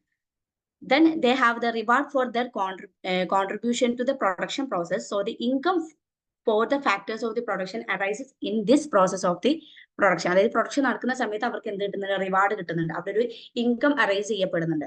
The sale value of the producer output should be equal to the sum of the total payments made by the firms in the form of rent, wage, interest and the profit. അതായത് ഫേമിനെ സംബന്ധിച്ചോളം firm ഉണ്ടാക്കുന്ന മൊത്തം goods and സർവീസസിന്റെ ആ ഒരു sale value ഉണ്ടല്ലോ, കിട്ടുന്ന ഒരു പൈസ ഉണ്ടല്ലോ, അത് മൊത്തം ഡിവൈഡ് ചെയ്ത് പോവാണ്. ഏതൊക്കെ ഫോമിൽ, റെന്റിന്റെ ഫോമിൽ, വേജിന്റെ ഫോമിൽ, ഇൻട്രസ്റ്റ് റേറ്റിന്റെ ഫോമിൽ, പ്രോഫിറ്റിന്റെ ഫോമിൽ. റെന്റ് എന്ന് പറയുമ്പോൾ നമുക്കറിയാം ലാൻഡിന്റെ മുകളിൽ വരുന്നതാണ്. വേജ് എന്ന് പറയുമ്പോൾ ഓഫ് കോഴ്സ് ലേബറിന്റെ മുകളിൽ വരുന്നതാണ്. ഇൻട്രസ്റ്റ് റേറ്റ് എന്ന് പറയുമ്പോൾ എന്താണ്, ക്യാപിറ്റൽ യൂസ് ചെയ്തിട്ടുണ്ടെങ്കിൽ അതിന്റെ റിവാർഡാണ്. ദെൻ പ്രോഫിറ്റ് എന്ന് പറയുന്നത് എന്താണ്, സോ അതിന് ഇതാക്കിയിട്ടില്ല, ആ ഒരു ഫേമിന്റെ മുതലാളി അടക്കം ആര് എന്ത് വാങ്ങുന്നുണ്ട്, പ്രോഫിറ്റ് വാങ്ങുന്നുണ്ട്. അപ്പൊ മൊത്തം കിട്ടുന്ന ഒരു റിട്ടേൺ ഉണ്ടല്ലോ, ആ ഒരു ഗുഡ്സ് വിൽക്കുന്നത്, അത് മൊത്തം എന്ത് ചെയ്യുന്നുണ്ട്, ഡിവൈഡ് ചെയ്യപ്പെടുന്നുണ്ട്. അതായത് മൊത്തം അതൊരു ഇൻകം ആയിട്ട് പോകുന്നുണ്ട് ഒരാൾക്ക്.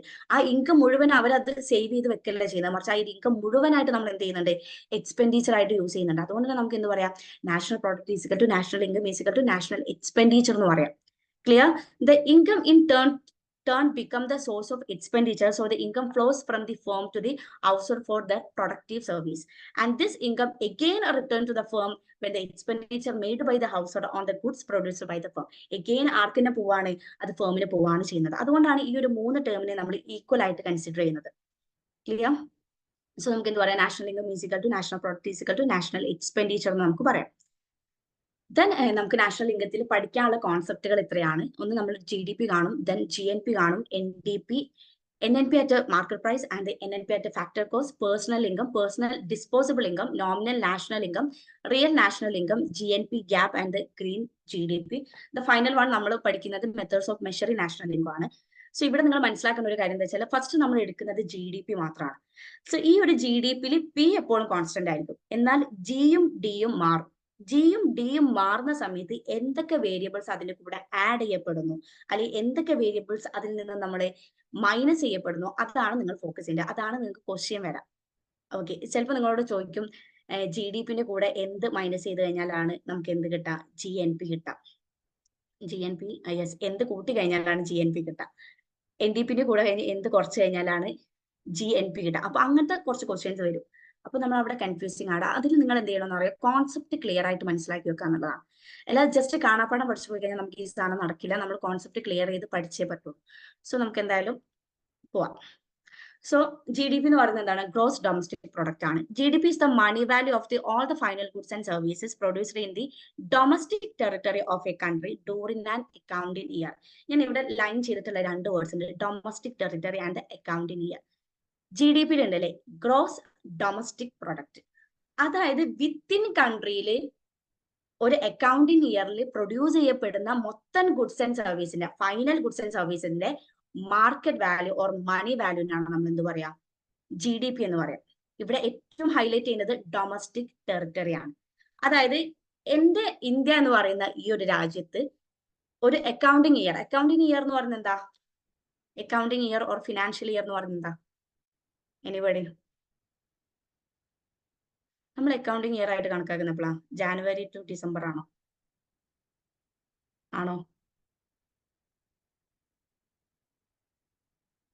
എനിബഡി? ഫിനാൻഷ്യൽ ഇയർ ഏതാ?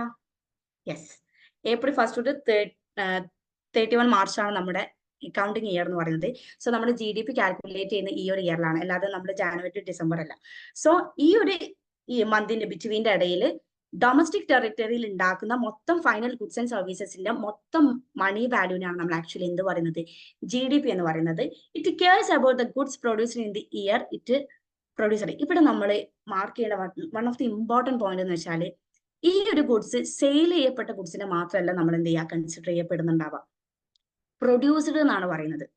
പ്രൊഡ്യൂസ് ചെയ്ത ഗുഡ്സ്, അതായത് അത് സെയിൽ ചെയ്യപ്പെടുകയോ സെയിൽ പ്രൊഡ്യൂസ് ചെയ്യപ്പെടുന്ന മൊത്തം ഗുഡ്സ് ആൻഡ് സർവീസസിന്റെ മാർക്കറ്റ് വാല്യൂവിനാണ് നമ്മൾ പറയുന്നത്. One of the important point ആണ്, അത് നിങ്ങൾ നോട്ട് ചെയ്ത് വെക്കാം.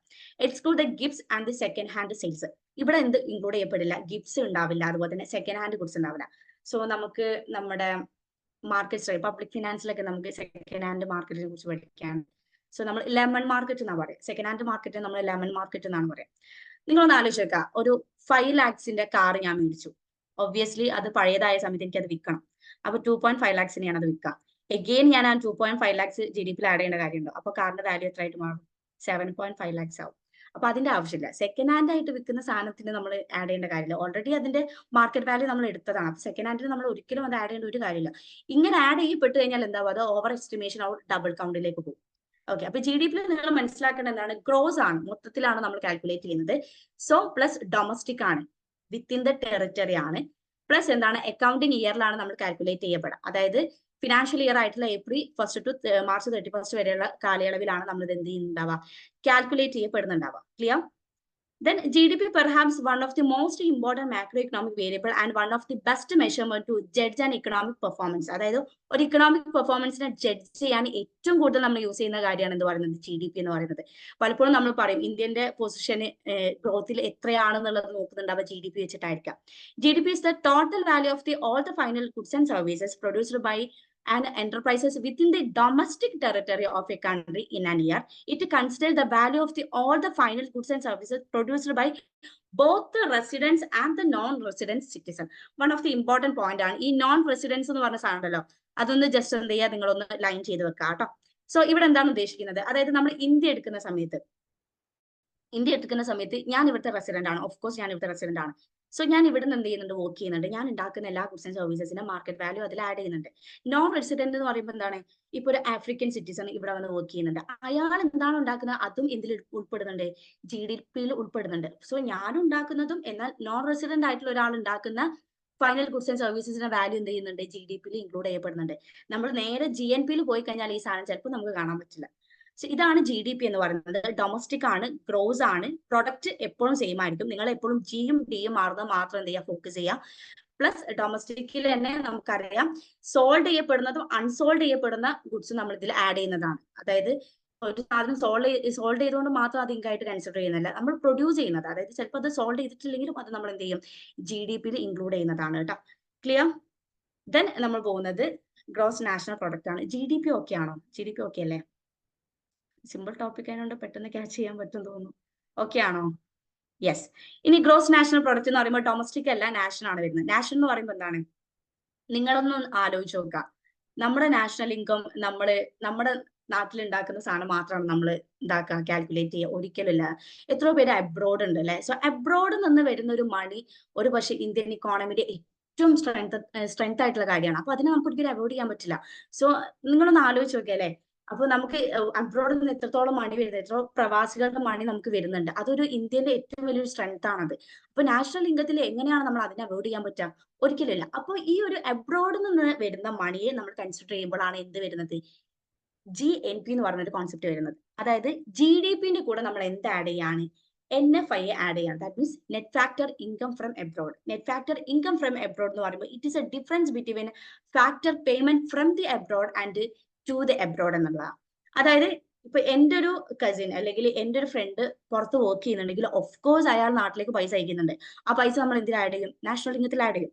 പ്ലസ് വേറൊരു സിറ്റിസൺ, ഇപ്പൊ നേരത്തെ ഞാൻ പറഞ്ഞ ആഫ്രിക്കൻ സിറ്റിസൺ ഇവിടെ വർക്ക് ചെയ്യുന്നുണ്ടെങ്കിൽ അയാൾ ഓഫ് കോഴ്സ് എന്ത് ചെയ്യും? അയാളുടെ നാട്ടിലേക്കും ഇവിടുത്തെ ഇൻകം അയക്കുന്നുണ്ട്. അപ്പൊ ഈ രണ്ട് കാര്യങ്ങൾ കൺസിഡർ ചെയ്യാതെ എന്റെ നാട്ടിൽ ഉണ്ടാക്കിയ എല്ലാ സാധനങ്ങളുടെയും ഫൈനൽ ഗുഡ്സ് ആൻഡ് സർവീസസ് ആണ് നാഷണൽ ഇൻകം എന്ന് പറയുന്നത് ഒരിക്കലും അൾട്ടിമേറ്റ് ശരിയായിട്ടുള്ള ഒരു കാര്യമല്ല. അപ്പൊ നിങ്ങൾ മനസ്സിലാക്കേണ്ടത് എന്താണ്? Net factor income from abroad നമ്മൾ എന്ത് ചെയ്യണം? ഏറ്റവും ഇമ്പോർട്ടന്റ് ആയിട്ട് എടുത്തു വെക്കണം. അതായത് national income from abroad and to abroad. അവിടെ നിന്ന് ഇങ്ങോട്ട് വരുന്ന മാത്രമല്ല, ഇവിടുന്ന് പുറത്തേക്ക് പോകുന്നതിന് നമ്മൾ എന്ത് ചെയ്യണം? ആഡ് ചെയ്യണം. അപ്പൊ GDP കൂടെ net factor income from abroad add ചെയ്തതിന് നമുക്ക് എന്ത് കിട്ടും? Clear? Net factor income abroad എന്ന് പറയുമ്പോൾ factor payment from abroad minus and factor payment to abroad ആണ്. ഇങ്ങോട്ട് വരുന്നതും അങ്ങോട്ട് പോകുന്നതും നമ്മൾ എന്ത് ചെയ്യണം? കൺസിഡർ ചെയ്യണം കേട്ടോ. ക്ലിയർ അല്ലേ? ഈ സാധനം ക്ലിയർ ആണോ? ഓക്കെ ആണോ? Clear? Yes. Then net domestic product, ഇത് one of the important point ആണ്. സോ നമ്മൾ ഗ്രോസും അതുപോലെ തന്നെ നെറ്റും തമ്മിലുള്ള ഒരു ഡിഫറൻസ് പലപ്പോഴും നമ്മൾ കാണുമ്പോൾ മെജോറിറ്റി ഓഫ് കെയർ ചെയ്യുന്ന ഒരു സാധനമാണ് ഡിപ്രിസിയേഷൻ എന്ന് പറയുന്നത്. ഇന്ത്യയിൽ നമുക്ക് ഇൻവെസ്റ്റ്മെന്റ് പഠിക്കാനുണ്ട്. ഗ്രോസ് ഇൻവെസ്റ്റ്മെന്റും നെറ്റ് ഇൻവെസ്റ്റ്മെന്റും തമ്മിലുള്ള ഡിഫറൻസ് എന്ന് പറയുന്നത് ഡിപ്രിസിയേഷൻ ആണ്. ഇവിടെ ഗ്രോസ് ഡൊമസ്റ്റിക് പ്രൊഡക്റ്റും നെറ്റ് ഡൊമസ്റ്റിക് പ്രൊഡക്റ്റും തമ്മിലുള്ള ഡിഫറൻസ് എന്ന് പറഞ്ഞാൽ ഡിഫറൻസിയേഷൻ ആണ്. ഡിഫറൻസിയേഷൻ എന്ന് പറയുമ്പോൾ ഒന്നുമില്ല. അതായത് ഞാനിപ്പോ ഒരു മിക്സി മേടിക്കുകയാണ്. ഞാൻ മിക്സി മേടിച്ചു, ഫസ്റ്റ് യൂസിലൊക്കെ അടിപൊളിയായിട്ട് അത് വർക്ക് ചെയ്യുന്നുണ്ട് നല്ല രീതിയിൽ. ഇപ്പൊ ഞാനൊരു ഗ്രേപ്പ് ജ്യൂസ് ഉണ്ടാക്കുകയാണെങ്കിൽ ഫസ്റ്റ് ഒന്ന് ഓൺ ചെയ്തപ്പോൾ നല്ല രീതിയിൽ അത് വർക്ക് ചെയ്യുന്നുണ്ട്. ഒരു ആഫ്റ്റർ 5 years എന്തായിരിക്കും, ഞാൻ മുന്തിരി ജ്യൂസ് ചിലപ്പോൾ ഇട്ട് കഴിഞ്ഞാൽ ചിലപ്പോൾ അതിന് ചമ്മന്തി പോലെ എന്തെങ്കിലും ഒരു സാധനം വരുന്നുണ്ടാവാലോ. സോ നമ്മൾ വാങ്ങുന്ന ഒരു ക്യാപിറ്റലിന് എന്ത് സംഭവിക്കും? വിയർ ആൻഡ് ടിയർ സംഭവിക്കും. അതിന്റെ എഫിഷ്യൻസിയും അതിന്റെ കപ്പാസിറ്റിയും ലൈഫ് ലോങ് ഒരുപോലെ ആയിരിക്കില്ല. അപ്പൊ ഈ ഒരു സാധനത്തിന്, അതായത് ഉപയോഗിക്കുന്നതിനനുസരിച്ച് അതിന് എന്ത് സംഭവിക്കും? അതിന് തേയ്മാനം സംഭവിക്കും. ഇതിനെയാണ് നമ്മൾ എന്ത് പറയുന്നത്? ഡിപ്രിസിയേഷൻ എന്ന് പറയുന്നത്. സോ ഈ ഒരു ഡിപ്രിസിയേഷന് GDP നിന്ന് നമ്മൾ ഡിപ്രിസിയേഷൻ ചെയ്ത് കഴിഞ്ഞാൽ നമുക്ക് എന്ത് കിട്ടും? NDP കിട്ടും. So in the production process we consume and use some capital equipments, machinery etcetera. The capital goods like machinery wear out or fall in the as a result of the production process. Thus, fall in the value of the capital due to the wear and tear is called the depreciation. So, ഈ wear and tear എന്ന് പറയുന്നത് important point ആണ്. അത് നിങ്ങൾക്ക് ചിലപ്പോൾ concept ആയിട്ട് തന്നെ ചോദിക്കും. Wear and tear refers to what എന്ന് ചോദിച്ചു കഴിഞ്ഞാൽ ഡിപ്രിസിയേഷൻ ഓർമ്മ വരണം. അതുകൊണ്ടാണ് ഞാൻ ലൈൻ ചെയ്തിട്ടുള്ളത് കേട്ടോ. When capital assets, factories, machinery are used to produce the goods and services, they wear out over time. To maintain the same level of production in the future, these assets need to be replaced or repaired. അതായത് ഒരു ഫേമിനെ സംബന്ധിച്ചോളം അയാൾ initial സ്റ്റേജിൽ അയാൾ capital മേടിക്കും. അറിയാം, ഒരു ഫേമിനെ സംബന്ധിച്ചോളം അയാൾക്ക് വേണ്ടത് ഔട്ട്പുട്ട് ഉണ്ടാക്കണമെങ്കിൽ എന്ത് വേണം? ഇൻപുട്ട് വേണം. ഇൻപുട്ട് എന്താണ്? ഫാക്ടേഴ്സ് ഓഫ് പ്രൊഡക്ഷൻ ആണ്. Land, labour, capital and organisation. ഇതില്ലാതെ അയാൾക്ക് പ്രൊഡ്യൂസ് ചെയ്യാൻ പറ്റില്ല. അപ്പൊ ഈ ഒരു ക്യാപിറ്റൽ എന്ന് പറയുന്നത് അയാൾ ഇനീഷ്യൽ സ്റ്റേജിൽ കുറച്ച് എന്ത് ചെയ്യുന്നുണ്ട്? ക്യാപിറ്റൽ മേടിച്ചു വെക്കുന്നുണ്ട്. എന്നാൽ കാലാകാലം അതിന്റെ എന്താ പറയാ എഫിഷ്യൻസി ഒരുപോലെ ആയിരിക്കില്ല. അപ്പൊ അവിടെ നമുക്ക് എന്ത് വേണം? അതിന്റെ റിപ്പയർ ചെയ്യാൻ വേണ്ടിയിട്ട്, അതിന് വേണ്ടിയിട്ടുള്ള കൂടുതൽ അത് എഫിഷ്യന്റ് ആക്കാൻ വേണ്ടി, അത് നന്നാക്കാൻ വേണ്ടിയിട്ട് നമ്മൾ ഒരു ഇൻവെസ്റ്റ്മെന്റ് അതിന്റെ മുകളിൽ വെക്കേണ്ടതുണ്ട്. അപ്പൊ ഈ ഒരു ഡിപ്രിസിയേഷൻ നമ്മൾ എന്ത് ചെയ്യണം? മൈനസ് ചെയ്യണം. അതിന് വേണ്ടിയിട്ട് നമ്മൾ ചെലവാക്കിയിട്ടുള്ള ഒരു എമൗണ്ട് നമ്മൾ എന്ത് ചെയ്യണം? ഒബ്വിയസ്ലി നമ്മൾ എന്ത് ചെയ്യണം? മൈനസ് ചെയ്യണം. അതിനാണ് നമ്മൾ എന്ത് പറയുന്നത്? NDP എന്ന് പറയുന്നത്. So when this depreciation is deducted from the GDP, we get the NDP. NDP എന്ന് പറയുന്നത് എന്താണ്? GDP മൈനസ് ഡിപ്രിസിയേഷൻ ആണ്. ക്ലിയർ? ഇത് ക്ലിയർ ആണോ? PPT ഷെയർ ചെയ്യുമോ? ഓഫ് കോഴ്സ് ഞാൻ ഷെയർ ചെയ്യാം. ഓക്കെ, ഇത് ക്ലിയർ അല്ലേ? ഞാൻ പറഞ്ഞത് ക്ലിയർ ആണോ? ക്ലിയർ ആണെങ്കിൽ ക്ലിയർ എന്ന് പറയൂ. ക്ലിയർ? ക്ലിയർ.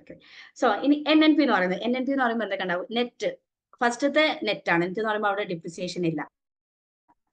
പിന്നെ അതുപോലെ തന്നെ രണ്ടാമത്തെ N ആണ്, നാഷണൽ ആണ്. ഡൊമസ്റ്റിക് നാഷണൽ തമ്മിലുള്ള ഡിഫറൻസ് എന്ന് പറയുന്നത് എന്താണ്? നാഷണൽ എന്തായിരുന്നു? NFI ആണ്. എന്ത് പറയുന്നത്? National net factor income from abroad എന്ന് പറയുന്നതാണ്. സോ ഇത് നിങ്ങൾ മനസ്സിലാക്കുക. GDP കൂടെ നമ്മൾ NFI ആഡ് ചെയ്യുന്നു, പ്ലസ് നമ്മൾ ഡിപ്രിസിയേഷൻ മൈനസ് ചെയ്യുന്നു. സോ നമുക്ക് എന്ത് കിട്ടും? NNP കിട്ടും. So NNP is equal to NDP plus NFIA ആണ്. അത് ഓർത്ത് വെക്കാം. സോ ഗ്രോസും നാഷണലും തമ്മിലുള്ള ഡിഫറൻസ് എന്ന് പറയുന്നത് എപ്പോഴും ഡിപ്രിസിയേഷൻ ആയിരിക്കും. ദെൻ ഡൊമസ്റ്റിക്കും നേഷനും തമ്മിലുള്ള ഡിഫറൻസ് എന്ന് പറയുന്നത് എപ്പോഴും എന്തായിരിക്കും? NFI ആയിരിക്കും. അതും നിങ്ങളൊന്ന് മനസ്സിലാക്കി വെക്കുക. സോ കോൺസെപ്റ്റ് ക്ലിയർ ആക്കി വെക്കുക എന്നുള്ളതാണ് കേട്ടോ. സോ വൺ ഓഫ് ദി വളരെ ഇമ്പോർട്ടന്റ് ആയിട്ടുള്ള ഒരു ഭാഗമാണ് NNP അറ്റ് മാർക്കറ്റ് പ്രൈസ് ആണ്. NNP അറ്റ് ഫാക്ടർ കോസ്റ്റ് വളരെ ഇമ്പോർട്ടന്റ് ആണ്. സോ എന്താണ് NNP at market price and factor cost എന്നുള്ളത് ഞാൻ പറഞ്ഞുതരാം. നേരത്തെ ഞാൻ പറഞ്ഞു അല്ലേ, ഇപ്പം നമ്മുടെ national product is equal to national expenditure is equal to national income ആണെന്ന് ഞാൻ പറഞ്ഞു. അതെന്തായിരുന്നു? 2 sector മോഡലായിരുന്നു. അവിടെ ആരൊക്കെ വരുന്നത്? ഫേംസ് വരുന്നുണ്ട്, പ്ലസ് ആര് വരുന്നുണ്ട്? ഒരു ഹൗസ് ഹോൾഡ് വരുന്നുണ്ട്. ഇവിടെ നമ്മൾ ഫേംസിന്റെ കേസ് എടുക്കാം. ഫേംസിനെ സംബന്ധിച്ചോളം അയാൾ ഉണ്ടാക്കുന്ന മൊത്തം പ്രൊഡക്റ്റിനെയും വിറ്റ് കഴിഞ്ഞാൽ അയാൾക്ക് എന്ത് കിട്ടും? ഒരു ഫൈനൽ പ്രോഡക്റ്റ് നാഷണൽ പ്രോഡക്റ്റ് വിറ്റ് കഴിഞ്ഞാൽ അയാൾക്ക് ഒരു ഇൻകം കിട്ടുന്നുണ്ട്. ആ ഇൻകത്തെ മുഴുവനായിട്ടും അയാൾ എന്ത് ചെയ്യുന്നുണ്ട്, ഫാക്ടേഴ്സ് ഓഫ് പ്രൊഡക്ഷന് ഡിവൈഡ് ചെയ്ത് കൊടുക്കുന്നുണ്ട്. സോ അവിടെ നമ്മൾ എന്ത് പറയും, ഫാക്ടേഴ്സ് ഓഫ് പ്രൊഡക്ഷൻ ഡിവൈഡ് ചെയ്ത് കൊടുക്കുമ്പോൾ national product is equal to national income. Factors of പ്രൊഡക്ഷന് കിട്ടുന്ന റിവാർഡാണ് നാഷണൽ ഇൻകം ആയിട്ട് കൺസിഡർ ചെയ്യുന്നത്. രണ്ടും ഈക്വൽ ആണെന്ന് നമ്മൾ പറയും. സോ ഇവിടെ നമ്മൾ കൺസിഡർ ചെയ്യുന്നത്, നമ്മൾ നാഷണൽ ഇൻകത്തെ മെഷർ ചെയ്യുന്നത് മാർക്കറ്റ് പ്രൈസിലാണ് അത് ഫാക്ടർ കോസ്റ്റിലാണ്. അതായത് ഒരു പ്രൊഡ്യൂസറെ സംബന്ധിച്ചോളം അയാൾ ആ പ്രൊഡക്റ്റ് വിറ്റ് കിട്ടുന്ന എമൗണ്ട് ആണോ നമ്മൾ നാഷണൽ ഇൻകം ആയിട്ട് മെഷർ ചെയ്യേണ്ടത്, അതല്ലെങ്കിൽ എത്രയാണോ ഫാക്ടേഴ്സ് ഓഫ് പ്രൊഡക്ഷൻ അയാൾ കൊടുക്കുന്ന ഇൻകം അതാണോ നമ്മൾ എന്ത് ചെയ്യേണ്ടത് നാഷണൽ ഇൻകം ആയിട്ട് മെഷർ ചെയ്യേണ്ടത്. ഇതാണ് ക്വസ്റ്റ്യൻ. ക്വസ്റ്റ്യൻ ക്ലിയർ ആണോ? ക്ലിയർ ആണോ? ക്ലിയർ? ഒന്നുകൂടെ പറയാം, ഒന്നുകൂടെ പറയണോ? ഇത് നിങ്ങൾ മനസ്സിലാക്കിയേ പറ്റൂ. യെസ്, അതായത് നാഷണൽ ഇൻകം എന്ന് പറയുന്നത് ഫാക്ടേഴ്സ് ഓഫ് പ്രൊഡക്ഷന് കൊടുക്കുന്ന എമൗണ്ട് ആണോ നാഷണൽ ഇൻകം ആയിട്ട് കൺസിഡർ ചെയ്യേണ്ടത്, ഓർ ആ ഒരു പ്രൊഡ്യൂസർക്ക് കിട്ടുന്ന ടോട്ടൽ എമൗണ്ടിനെ ആണോ നമ്മൾ നാഷണൽ ഇൻകം ആയിട്ട് കൺസിഡർ ചെയ്യേണ്ടത്. അപ്പൊ നിങ്ങൾക്ക് ഒരു ക്വസ്റ്റ്യൻ ഉണ്ടാവും, നേരത്തെ ഞാൻ ഓൾറെഡി പറഞ്ഞു അയാൾക്ക് കിട്ടുന്ന എമൗണ്ട് ആണ് നമ്മൾ ഫാക്ടേഴ്സ് ഓഫ് പ്രൊഡക്ഷന് കൊടുക്കുന്നത്, അപ്പൊ രണ്ടും ഈക്വൽ അല്ല, അപ്പൊ രണ്ടും നാഷണൽ ഇൻകം അല്ലേന്ന്. ബട്ട് ഇവിടെയാണ് ഒരു ഡിഫറൻസ് വരുന്നത്. ഈ ഒരു മാർക്കറ്റ് വാല്യൂ, അതായത് മാർക്കറ്റ് പ്രൈസ് എന്ന് പറയുന്നത് ഫാക്ടർ കോസ്റ്റിന് ഈക്വൽ ആവണമെന്നില്ല. അതായത് ഇപ്പൊ ഞാൻ പറഞ്ഞുതരാം, ഇപ്പൊ ഒരു 100 യൂണിറ്റ് അല്ലെങ്കിൽ 100 യൂണിറ്റ് അയാൾ എന്ത് ചെയ്യും, 100 രൂപക്ക് അയാൾ ഒരു പ്രൊഡക്ഷൻ ഉണ്ടാക്കുന്നുണ്ട്. 100 രൂപക്ക് അയാൾ ഒരു പ്രൊഡക്ഷൻ ഉണ്ടാക്കിയിട്ട് ഔട്ട്പുട്ട് വിൽക്കുന്നുണ്ട്. അയാൾക്ക് കിട്ടുന്നതെന്ന് പറഞ്ഞാൽ 100 രൂപയാണ്. എന്നാൽ ഗവൺമെന്റ് എന്ത് ചെയ്യാണ്, അതിന്റെ മുകളിൽ ഒരു ഇൻഡയറക്ട് ടാക്സ് എന്ത് ചെയ്യുന്നുണ്ട്, ചുമത്തുന്നുണ്ടെന്ന് വിചാരിക്കാം. നമുക്കറിയാം ഗുഡ്സ് ആൻഡ് സർവീസസിന്റെ മുകളിൽ നമ്മൾ ചുമത്തുന്നതാണ് ഇൻഡയറക്ട് ടാക്സ് എന്ന് പറയുമ്പോൾ. സോ നമുക്കത് ഡീറ്റെയിൽ ആയിട്ട് പഠിക്കാണ്ട് ഡയറക്ട് ടാക്സ് എന്താണ്, ഇൻഡയറക്ട് ടാക്സ് എന്താണെന്നുള്ളത്. സോ ഇൻഡയറക്ട് ടാക്സ് എന്ന് പറയുമ്പോൾ it's a final money burden ആർക്കും വരാം. ഇമ്പാക്റ്റും ഇൻസിഡന്റ് വേറെയാണ്. ആരാണ് ഫൈനൽ ആയിട്ട് അത് ബൈ ചെയ്യുന്നത് അയാൾക്കായിരിക്കും ഫൈനൽ മണി ബർഡൻ വരുന്നുണ്ടായിരിക്കാം. അപ്പൊ ഈ ഒരു ഇൻഡയറക്ട് ടാക്സ് വരുന്ന സമയത്ത് ഒബ്വിയസ്ലി നമ്മൾ വിചാരിക്കാം, ഇപ്പോ ഒരു 20 റുപ്പീസ് അയാൾക്ക് ഒരു ടാക്സ് വന്ന് ഗവൺമെന്റ് ടാക്സ് ഈടാക്കി. അപ്പൊ അയാൾ 100 രൂപക്ക് വിറ്റു, അയാൾക്ക് 100 രൂപ കിട്ടി. പ്ലസ് എന്താണ്, അതാണ് അയാളുടെ മാർക്കറ്റ് പ്രൈസ് കേട്ടോ. 100 രൂപക്ക് വിറ്റ് 100 രൂപ അയാളുടെ കയ്യിൽ കിട്ടി, അതാണ് അയാളുടെ മാർക്കറ്റ് പ്രൈസ്. പ്ലസ് ഗവൺമെന്റ് എന്ത് ചെയ്യുന്നത്, ഒരു 20 റുപ്പീസ് ഒരു ഇൻഡയറക്ട് ടാക്സ് ഉണ്ടാക്കാം. അപ്പൊ അയാൾ എന്ത് ചെയ്യും, ഒബ്വിയസ്ലി എന്ത് ചെയ്യും, ആ ഒരു ടാക്സ് എമൗണ്ട് ഗവൺമെന്റിലേക്ക് അടയ്ക്കണം. അപ്പൊ ഓഫ് കോഴ്സ് നിങ്ങളൊന്ന് ആലോചിച്ചൊക്കെ 20 രൂപ ഗവൺമെന്റിലേക്ക് പോകുന്ന സമയത്ത് ഫാക്ടേഴ്സ് ഓഫ് പ്രൊഡക്ഷന് കൊടുക്കാൻ അയാൾക്ക് എത്ര രൂപ ഉണ്ടാവുള്ളൂ, 80 രൂപ ഉണ്ടാവുള്ളൂ. അപ്പൊ ഇവിടെ മനസ്സിലായില്ലേ, ഫാക്ടർ കോസ്റ്റും മാർക്കറ്റ് പ്രൈസും രണ്ടും രണ്ടാണ്. ഇവിടെ ആരൊക്കെ കടന്നു വരാം, ഒന്ന് ഗവൺമെന്റിന്റെ ടാക്സ് കടന്നു വരാം, ഒന്ന് ഗവൺമെന്റിന്റെ സബ്സിഡി കടന്നു വരാം. 100 രൂപക്ക് അയാൾ ആ ഒരു സാധനം വിൽക്കുമ്പോൾ അയാൾക്ക് കിട്ടുന്നത് മാർക്കറ്റ് പ്രൈസ് 100 രൂപയാണെങ്കിൽ അവിടെ 20 രൂപ ടാക്സ് ഈടാക്കുമ്പോൾ അയാൾക്ക് കിട്ടുന്നത് 80 രൂപയാണ്. ഈ 80 രൂപന്റെ കൂടെ ഒരു 30 രൂപ ഗവൺമെന്റ് സബ്സിഡി കൊടുക്കാന്ന് വിചാരിക്കുക. അപ്പൊ അയാൾക്ക് എത്ര ഉണ്ടായിരിക്കും, 110 ആവാതെ ഉണ്ട്. അപ്പൊ ആ 110 ആയിരിക്കും അയാൾ ആർക്ക് കൊടുക്കുന്നുണ്ടാവുക, ഫാക്ടർ കോസ്റ്റിന് കൊടുക്കുന്നുണ്ടാവുക. സോ ഇവിടെ നമ്മൾ കാൽക്കുലേറ്റ് ചെയ്യുമ്പോൾ അയാൾക്ക് കിട്ടുന്ന മാർക്കറ്റ് പ്രൈസ് അല്ല നമ്മൾ എന്ത് ചെയ്യേണ്ടത് നാഷണൽ ഇൻകം ആയിട്ട് കൺസിഡർ ചെയ്യേണ്ടത്, മറിച്ച് അയാൾ അതിൽ നിന്ന് എത്രത്തോളം ടാക്സ് കൊടുത്തു പ്ലസ് അയാൾക്ക് എത്രത്തോളം സബ്സിഡി കിട്ടി, ഈ രണ്ട് കാര്യത്തെയും കൺസിഡർ ചെയ്തിട്ട് എത്രയാണോ ഫാക്ടർ കോസ്റ്റ് ആയിട്ട് അയാൾ കൊടുക്കുന്നത് അതായിരിക്കണം നമ്മുടെ നാഷണൽ ഇൻകം. ക്ലിയർ ആണോ? ഈ സാധനം ക്ലിയർ ആണോ? ക്ലിയർ ആണോ? യെസ്, ഓക്കെ ആണ്. സോ ഇതുകൊണ്ടാണ് നമ്മൾ എന്ത് പറയുന്നത്, നാഷണൽ ഇൻകത്തെ NNP അറ്റ് ഫാക്ടർ കോസ്റ്റ് ആണ് എന്ത് പറയുന്നത്, നാഷണൽ ഇൻകം ആയിട്ട് മെഷർ ചെയ്യേണ്ടത് എന്ന് പറയുന്നത്. Okay, NNP at market price എന്താ, when the charges for the depreciation are the deducted from the GNP we get the NNP. അറിയാലോ. Then clearly it means that the market value of all the final goods and services after providing for depreciation, therefore it is called the national income at market price. So നമ്മൾ depreciation minus ചെയ്യുന്നുണ്ട്. NNP എന്ന് പറയുമ്പോൾ അവിടെ ആരും വരുന്നുണ്ട്, നമ്മുടെ net factor income from abroad വരുന്നുണ്ട്. So then after എന്താ സംഭവിക്കുന്നത്, so NNP is equal to GNP minus depreciation at the market price എന്ന് പറയുമ്പോൾ ഇവിടെ നമ്മൾ മനസ്സിലാക്കേണ്ട ഒരു കാര്യം എന്താണെന്ന് വെച്ചാൽ, നമ്മുടെ NNP അറ്റ് മാർക്കറ്റ് പ്രൈസിൽ നിന്ന് നമ്മൾ എന്ത് ചെയ്യണം, NNP അറ്റ് ഫാക്ടർ കോസ്റ്റ് കാണണമെങ്കിൽ നമുക്ക് മെയിൻ ആയിട്ട് വരുന്ന ഒരു സാധനം എന്താണെന്ന് വെച്ചാൽ നെറ്റ് ഇൻഡയറക്ട് ടാക്സ് ആണ്. നെറ്റ് ഇൻഡയറക്ട് ടാക്സ് എന്ന് പറയുമ്പോൾ ഒന്നുമില്ല, നേരത്തെ ഞാൻ പറഞ്ഞല്ലോ ഒരു ഇൻഡയറക്ട് ടാക്സ് ഗവൺമെന്റ് ഇതാക്കുന്നുണ്ട് പ്ലസ് നമുക്കൊരു സബ്സിഡി കിട്ടുന്നുണ്ട്. ഇത് തമ്മിലുള്ള ഡിഫറൻസ് ആണ് നെറ്റ് ഇൻഡയറക്ട് ടാക്സ് എന്ന് പറയുന്നത്. ഓക്കെ, അപ്പൊ ഈ NNP at market price, national income at market price എന്ന് പറയുമ്പോൾ അവിടെ എന്തൊക്കെ വരും, NNP at factor cost plus net indirect tax ആണ്. അവിടെ സബ്സിഡിയും ഉണ്ട്, ആക്ച്വലി എന്താണ് നമ്മുടെ ഇതും വരുന്നുണ്ട്, ടാക്സും വരുന്നുണ്ട്. പക്ഷെ ഇതൊന്നും ഒരു തരത്തിലുള്ള എലിമിനേഷനും കാര്യങ്ങളൊന്നും ആരും നടത്തിയിട്ടില്ല, പ്രൊഡ്യൂസർ നടത്തിയിട്ടില്ല. അതാണ് എന്ത് പറയുന്നത് മാർക്കറ്റ് പ്രൈസ് ആയിട്ട് വരുന്നത്. ബട്ട് നമ്മൾ പറഞ്ഞു ഇത് നമ്മൾ കൺസിഡർ ചെയ്യണം, നമുക്ക് കിട്ടുന്ന സബ്സിഡി നമ്മൾ ആഡ് ചെയ്യണം, പ്ലസ് എന്ത് ചെയ്യണം, നമുക്ക് കിട്ടുന്ന ഇൻഡയറക്ട് ടാക്സ് നമ്മൾ അതിൽ നിന്ന് മൈനസ് ചെയ്യണം, എങ്കിൽ മാത്രമേ ഫാക്ടർ കോസ്റ്റിന് ഈക്വൽ ആയിട്ടുള്ള ഒരു നാഷണൽ ഇൻകം നമുക്ക് കിട്ടുള്ളൂ. അപ്പൊ factor cost, national income at factor cost എന്ന് പറയുമ്പോൾ എന്തൊക്കെ വരും, നമ്മുടെ ഈ ഒരു മാർക്കറ്റ് പ്രൈസിൽ നിന്ന് നമ്മൾ എന്ത് മൈനസ് ചെയ്യണം, നെറ്റ് ഇൻഡയറക്ട് ടാക്സ് മൈനസ് ചെയ്യണം, അതായത് സബ്സിഡിയും ടാക്സ് റേറ്റും നമ്മൾ എന്ത് ചെയ്യണം, മൈനസ് ചെയ്യണം. ഈ കോൺസെപ്റ്റ് ക്ലിയർ ആണോ? ഈ പറഞ്ഞതിൽ എന്തെങ്കിലും റിപ്പീറ്റ് ചെയ്യണോ? എല്ലാവരും ഒരു യെസ് ഇടാണെങ്കിൽ കുറച്ചും കൂടി ബെറ്റർ ആയിരുന്നു, കാരണം എനിക്ക് അറിയില്ലല്ലോ എത്ര പേർക്ക് മനസ്സിലായിട്ടുണ്ട് എന്നുള്ളത്. ക്ലിയർ ആണോ? എനിബഡി ഒന്നുകൂടെ പറയുന്നു. യെസ് യെസ്, ഞാൻ പറഞ്ഞുതരാം. നമ്മുടെ national income at market price ഉണ്ട്, national income at factor cost ഉണ്ട്. നമ്മൾ ഓൾറെഡി നേരത്തെ പറഞ്ഞു, ഫാക്ടർ കോസ്റ്റ് എത്രയാണോ വരുന്നത് അതായിരിക്കും നാഷണൽ ഇൻകത്തിന് ഈക്വൽ ആയിരിക്കാണ്. നാഷണൽ ഇൻകം എന്ന് പറയുന്നത് എന്താണ്, പ്രൊഡ്യൂസറിന് കിട്ടുന്ന ഔട്ട്പുട്ട് വിറ്റാ കിട്ടുന്ന ടോട്ടൽ എമൗണ്ട്, അതായത് മാർക്കറ്റ് പ്രൈസ് ആയിരിക്കും. മാർക്കറ്റ് പ്രൈസും ഫാക്ടർ കോസ്റ്റും ഈക്വൽ ആവും എന്നുള്ളതാണ് നമ്മൾ ഇനീഷ്യലി പറഞ്ഞു വെച്ചിട്ടുണ്ടായിരുന്നത്. എന്നാൽ മാർക്കറ്റ് പ്രൈസും അതുപോലെ തന്നെ നമ്മുടെ ഫാക്ടർ കോസ്റ്റും ഈക്വൽ അല്ല. എന്തുകൊണ്ടാണ്? നമുക്കറിയാം അവിടെ രണ്ട് കാര്യങ്ങൾ കയറി വരും, ഒന്ന് സബ്സിഡിയും ഒന്ന് എന്താണ്, ഇൻഡയറക്ട് ടാക്സും ആണ്. അപ്പൊ ഈ ഒരു മാർക്കറ്റ് പ്രൈസ് എന്ന് പറയുന്നത് എന്താണ്, പ്രൊഡ്യൂസറിന് കിട്ടുന്ന ടോട്ടൽ എമൗണ്ട് ആണ്, അയാൾ വിൽക്കുന്ന സമയത്ത് അയാൾക്ക് കിട്ടുന്ന ടോട്ടൽ എമൗണ്ട് ആണ് എന്ത് പറയുന്നത്, മാർക്കറ്റ് പ്രൈസ് എന്ന് പറയുന്നത്. സോ ഇതേ മാർക്കറ്റ് പ്രൈസ് അല്ല ഒരിക്കലും പ്രൊഡ്യൂസർ ആർക്ക് കൊടുക്കുന്നത്, ഫാക്ടർ കോസ്റ്റിന് കൊടുക്കുന്നത്. കാരണം എന്താണ്, ഒരു പ്രൊഡ്യൂസറെ സംബന്ധിച്ചോളം അയാളുടെ ഗുഡ്സ് ആൻഡ് സർവീസസിന്റെ മുകളിൽ ഒബ്വിയസ്ലി എന്ത് ചെയ്യും, ഗവൺമെന്റ് ഒരു ടാക്സ് ഈടാക്കും. നമുക്കറിയാലോ, ഗുഡ്സ് ആൻഡ് സർവീസസ് ടാക്സ് നമുക്ക് അറിയുന്നതാണ്. എല്ലാ ഗുഡ്സിന്റെ മുകളിൽ എന്ത് ചെയ്യും, ഒരു ടാക്സ് ഈടാക്കുന്നുണ്ടാവും. അപ്പൊ ഈ ഒരു ടാക്സ് എമൗണ്ട് അയാൾ എന്ത് ചെയ്യണം, ഗവൺമെന്റിലേക്ക് അടയ്ക്കണം. പ്ലസ് എന്ത് വേണം, ഗവൺമെന്റ് അയാൾക്ക് ഗുഡ്സ് പ്രൊഡ്യൂസ് ചെയ്യുന്നതിന് മുകളിൽ ഒരു സബ്സിഡിയും കൊടുക്കും. ഇപ്പോ നാച്ചുറലി ഭയങ്കര എൻവയോൺമെന്റൽ ഫ്രണ്ട്ലി ആയിട്ടുള്ള ഗുഡ്സിന്റെ മുകളിൽ ഗവൺമെന്റ് സബ്സിഡി കൊടുക്കും. കാരണം അത് പ്രൊമോട്ട് ചെയ്യപ്പെടുകയാണെങ്കിൽ എൻവയോൺമെന്റിന് ഡാമേജ് ഉണ്ടായിരിക്കില്ല. അതുകൊണ്ട് തന്നെ ഗവൺമെന്റ് എന്ത് ചെയ്യും, അതിന് സബ്സിഡി കൊടുക്കും. അപ്പൊ അങ്ങനെ ഒരു ഗുഡാണെന്ന് നിങ്ങൾ വിചാരിക്കാം. അപ്പോ ഈ ഞാൻ പറഞ്ഞ മാതിരി അയാൾ പ്രൊഡക്റ്റ് വിൽക്കുമ്പോൾ അയാൾക്ക് കിട്ടുന്നത് 100 രൂപയാണ്. 20 രൂപ എന്ത് ചെയ്യുന്നുണ്ട്, നമ്മൾ ടാക്സ് ആയിട്ട് കൊടുക്കുന്നുണ്ട്. അപ്പൊ അയാളുടെ കയ്യിലുള്ളത് 80 രൂപയാണ്. പ്ലസ് എന്ത് സംഭവിക്കുന്നുണ്ട്, അയാൾക്ക് ഗവൺമെന്റ് ഒരു 30 രൂപ സബ്സിഡിയും കൂടെ കൊടുക്കുന്നുണ്ട്. അപ്പോൾ 80 പ്ലസ് 110 അയാളുടെ ടോട്ടൽ എമൗണ്ട്. സോ ഈ 110 അയാൾ എന്ത് ചെയ്യുന്നത്, ഫാക്ടർ കോസ്റ്റ് ആയിട്ട് എന്ത് ചെയ്യുന്നത്, ഡിവൈഡ് ചെയ്ത് പോകുന്നത് ലാൻഡ് ലേബർ ഓർഗനൈസേഷൻ ആ രീതിയിലായിരിക്കും. ബട്ട് ഇവിടെ നമ്മൾ ഹൗസ് ഹോൾഡിനെ മാത്രം എടുത്ത സമയത്ത് നമുക്ക് പറയാനുള്ളത് എന്താണ്, ലേബറിന് കൊടുക്കുന്ന റെന്റ് ആൻഡ് വേജ് ആയിട്ട് ഇങ്ങനെ പോകുന്നുണ്ടായിരിക്കും. അപ്പൊ ഈ ഒരു ഫാക്ടർ കോസ്റ്റിന് ഈക്വൽ. അപ്പൊ ഇവിടെ നാഷണൽ ഇൻകം എന്ന് പറയുന്നത് എന്തായിരിക്കും, 110 അല്ലാതെ അയാളുടെ മാർക്കറ്റ് വാല്യൂ ആയുള്ള 100 അല്ല. അവിടെ നിന്ന് നമ്മൾ ടാക്സ് മൈനസ് ചെയ്തു, പ്ലസ് സബ്സിഡി ആഡ് ചെയ്തു. ഇവിടെ നിങ്ങൾ മനസ്സിലാക്കേണ്ടത് ഈ ഒരു സബ്സിഡിയും ടാക്സും തമ്മിലുള്ള ഡിഫറൻസിനാണ് നമ്മൾ എന്ത് പറയാ, നെറ്റ് ഇൻഡയറക്ട് ടാക്സ് എന്ന് പറയുന്നത്. ഓക്കെ, നെറ്റ് ഇൻഡയറക്ട് ടാക്സ് എന്തിൽ ഇൻക്ലൂഡഡ് ആണ്, ശരിക്കും മാർക്കറ്റ് പ്രൈസിൽ ഇൻക്ലൂഡഡ് ആണ്. അതായത് 100 രൂപ അയാൾ എന്ത് ചെയ്യുന്നുണ്ട്, സാധനം വിൽക്കുന്ന സമയത്ത് അയാൾക്ക് കിട്ടുന്നുണ്ട്. അതിന്റെ കൂടെ എന്ത് ആഡഡ് ആണ്, നെറ്റ് ഇൻഡയറക്ട് ടാക്സ് ആഡ് ആണ്. ഇപ്പൊ ഞാനൊരു പ്രൊഡ്യൂസർ ആണ്. അപ്പൊ ഞാനൊരു 100 രൂപക്ക് ഒരു സാധനം ഉണ്ടാക്കുന്ന സമയത്ത് ഞാൻ ടാക്സും കൊടുക്കണം, എനിക്ക് സബ്സിഡിയും കിട്ടി. അപ്പൊ ഈ ഒരു സമയത്ത് എനിക്ക് 110 കിട്ടുന്നുണ്ട്. പക്ഷെ ഞാൻ എന്ത് ചെയ്യുന്നില്ല, എന്റെ ലേബറിനെ ഞാൻ അത് അറിയിക്കുന്നില്ല. എനിക്ക് 110 രൂപ ലാഭമുണ്ട്, 10 രൂപ എക്സ്ട്രാ കിട്ടിയിട്ടുണ്ട്. പക്ഷെ ഞാൻ ലേബറിനെ അറിയിക്കാതെ ഞാൻ 100 രൂപ മാത്രം കൊടുക്കുകയാണ് ചെയ്യുക, ഒരിക്കലും അല്ല.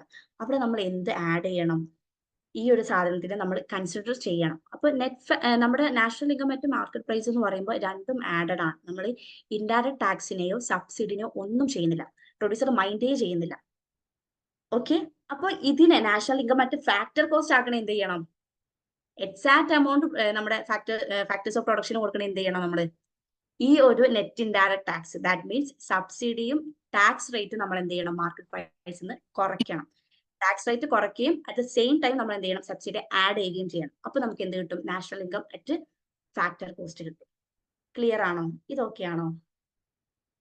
എന്തെങ്കിലും ഇനി ഒന്നുകൂടെ പറയണോ? ഓക്കെ ആണോ? Okay okay, yes, okay okay. Then net indirect tax എന്ന് പറയുന്നത് sum of the product taxes minus subsidy ആണ് കേട്ടോ. ഇവിടെ നെറ്റ് ഇൻഡയറക്ട് ടാക്സ് മാത്രം നിങ്ങൾ നോക്കിയാൽ എന്താണ് NIP at factor cost. It is a sum of the all the income earned by the owner who give their land, labor, capital and organization ability for the net production. National income at factor cost shows how much it costs society on terms of the economic resources to produce net output. Actually എത്രയാണ് exact ആ ഒരു amount balance വന്നത്, അതാണ് ശരിക്കും എന്ത് പറയുന്നത്, factor cost എന്ന് പറയുന്നത്. അതായത് പ്രൊഡ്യൂസർ അയാൾക്ക് വന്നിട്ടുള്ള ഒരു ഇൻഡയറക്ട് ടാക്സിനെ മൈനസ് ചെയ്യുന്നുണ്ട്, അയാൾക്ക് വന്നിട്ടുള്ള സബ്സിഡിനെ ആഡ് ചെയ്യുന്നുണ്ട്. ദെൻ ഫൈനൽ എമൗണ്ട് ആയിട്ട് നമ്മുടെ ഫാക്ടേഴ്സ് ഓഫ് പ്രൊഡക്ഷൻ കൊടുക്കുന്ന ആ ഒരു എമൗണ്ട് ഉണ്ടല്ലോ, ഇതിനാണ് നമ്മൾ ആക്ച്വലി എന്ത് പറയുന്നത്, national income at factor cost എന്ന് പറയുന്നത്, അതായത് NNP അറ്റ് ഫാക്ടർ കോസ്റ്റ് എന്ന് പറയുന്നത്. സോ അതുകൊണ്ടാണ് എന്ത് പറയുന്നത്, NNP അറ്റ് ഫാക്ടർ കോസ്റ്റ് ആണ് എക്സാക്ട് ഒരു നാഷണൽ ഇൻകം എന്നുള്ളത് നമ്മൾ പറയാൻ കാരണം. So national income at factor cost is A national income of A country. The difference between national income factor cost and the national income MP market price arise from the fact that the indirect taxes and the subsidy, അതാണ് net indirect taxes എന്ന് പറയുന്നത്, because this changes the price of the output. Ultimately പ്രൈസിന് എന്ത് ചെയ്യും, effect ചെയ്യും എന്നുള്ളതാണ്. So ഇത് അതിനൊരു എക്സാമ്പിൾ ആണ്. നമ്മളിപ്പോൾ ലിനൻ ക്ലോത്ത് എടുക്കാന്ന് വിചാരിക്കുക. അപ്പോൾ ഒരു 100 റുപ്പീസിന് നമ്മൾ ലിനൻ ക്ലോത്ത് എന്ത് ചെയ്യുന്നുണ്ട്, വിൽക്കുന്ന സമയത്ത് ഒരു 25 റുപ്പീസ് അതിന്റെ മുകളിൽ എന്ത് വരുന്നുണ്ട്, ടാക്സ് വരുന്നുണ്ട് അല്ലെ. സോ ടാക്സ് വരുന്നത്, so the value of the linen cloth at the factor cost equal to the value at the market price minus the indirect tax. അതായത് 100 രൂപക്ക് ആ ഒരു ലിനൻ ക്ലോത്ത് വിറ്റ സമയത്ത് 25 രൂപ അയാൾക്ക് ടാക്സ് ആയിട്ട് കൊടുക്കണമെങ്കിൽ അയാളുടെ ടോട്ടൽ മണി വാല്യൂ എന്ന് പറയുന്നത് ഫാക്ടർ കോസ്റ്റിന് കൊടുക്കുന്നത് 75 റുപ്പീസ് ആണ്. So that's A national income. അല്ലാതെ ഒരു പ്രൊഡ്യൂസറെ സംബന്ധിച്ചുള്ള അയാൾക്ക് വരുന്ന ടാക്സുകൾ അയാൾ മൈൻഡ് ചെയ്യുന്നില്ല, അല്ലെങ്കിൽ അയാൾക്ക് കിട്ടുന്ന സബ്സിഡികൾ അയാൾ ആഡ് ചെയ്യുന്നില്ല. ഇതൊന്നും നോക്കാതെ ഒരു കണക്കില്ലാത്തൊരു പ്രൊഡ്യൂസർ ആയിരിക്കില്ലല്ലോ. അയാൾ അക്കൗണ്ടബിലിറ്റീസ് ആണ് ഇമ്പോർട്ടന്റ് തിങ്. അത് അക്കൗണ്ടബിലിറ്റിയിൽ പോയിട്ട് അയാൾ എന്ത് ചെയ്യുള്ളൂ, അത് മെഷർ ചെയ്യത്തുള്ളൂ. അപ്പോൾ ഈ ഒരു ഫൈനലായിട്ട് ഈ ഒരു സബ്സിഡിയും ഒരു ഇൻഡയറക്ട് ടാക്സ് ഒക്കെ കൊടുത്തു കഴിഞ്ഞിട്ടുണ്ടാവുന്ന ഒരു എമൗണ്ട്, ഫാക്ടർ കോസ്റ്റ് ആയിട്ട് വരുന്ന ആ ഒരു എമൗണ്ട് ആണ് എക്സാക്ട്ലി എന്ത് പറയുന്നത്, നാഷണൽ ലിങ്ക് ആയിട്ട് നമ്മൾ മെഷർ ചെയ്യുന്നത് കേട്ടോ. Then similarly, suppose the linen cloth have the subsidy at the 20 per meter and it is sold at the RS 80. Here the consumer have to pay the 80 per meter. Then the factors of production which engaged in the production process will receive the 100 rupees. അതായത് അയാളെ സംബന്ധിച്ചോളം 80 രൂപക്കാണ് അയാളുടെ market price ആയിട്ട് അയാൾക്ക് linen ക്ലോത്തിന്റെ മുകളിൽ കിട്ടിയിട്ടുണ്ടെങ്കിൽ plus 20 rupees അയാൾക്ക് സബ്സിഡി കൂടെ കിട്ടിയിട്ടുണ്ട്. ഒബ്വിയസ്ലി ആ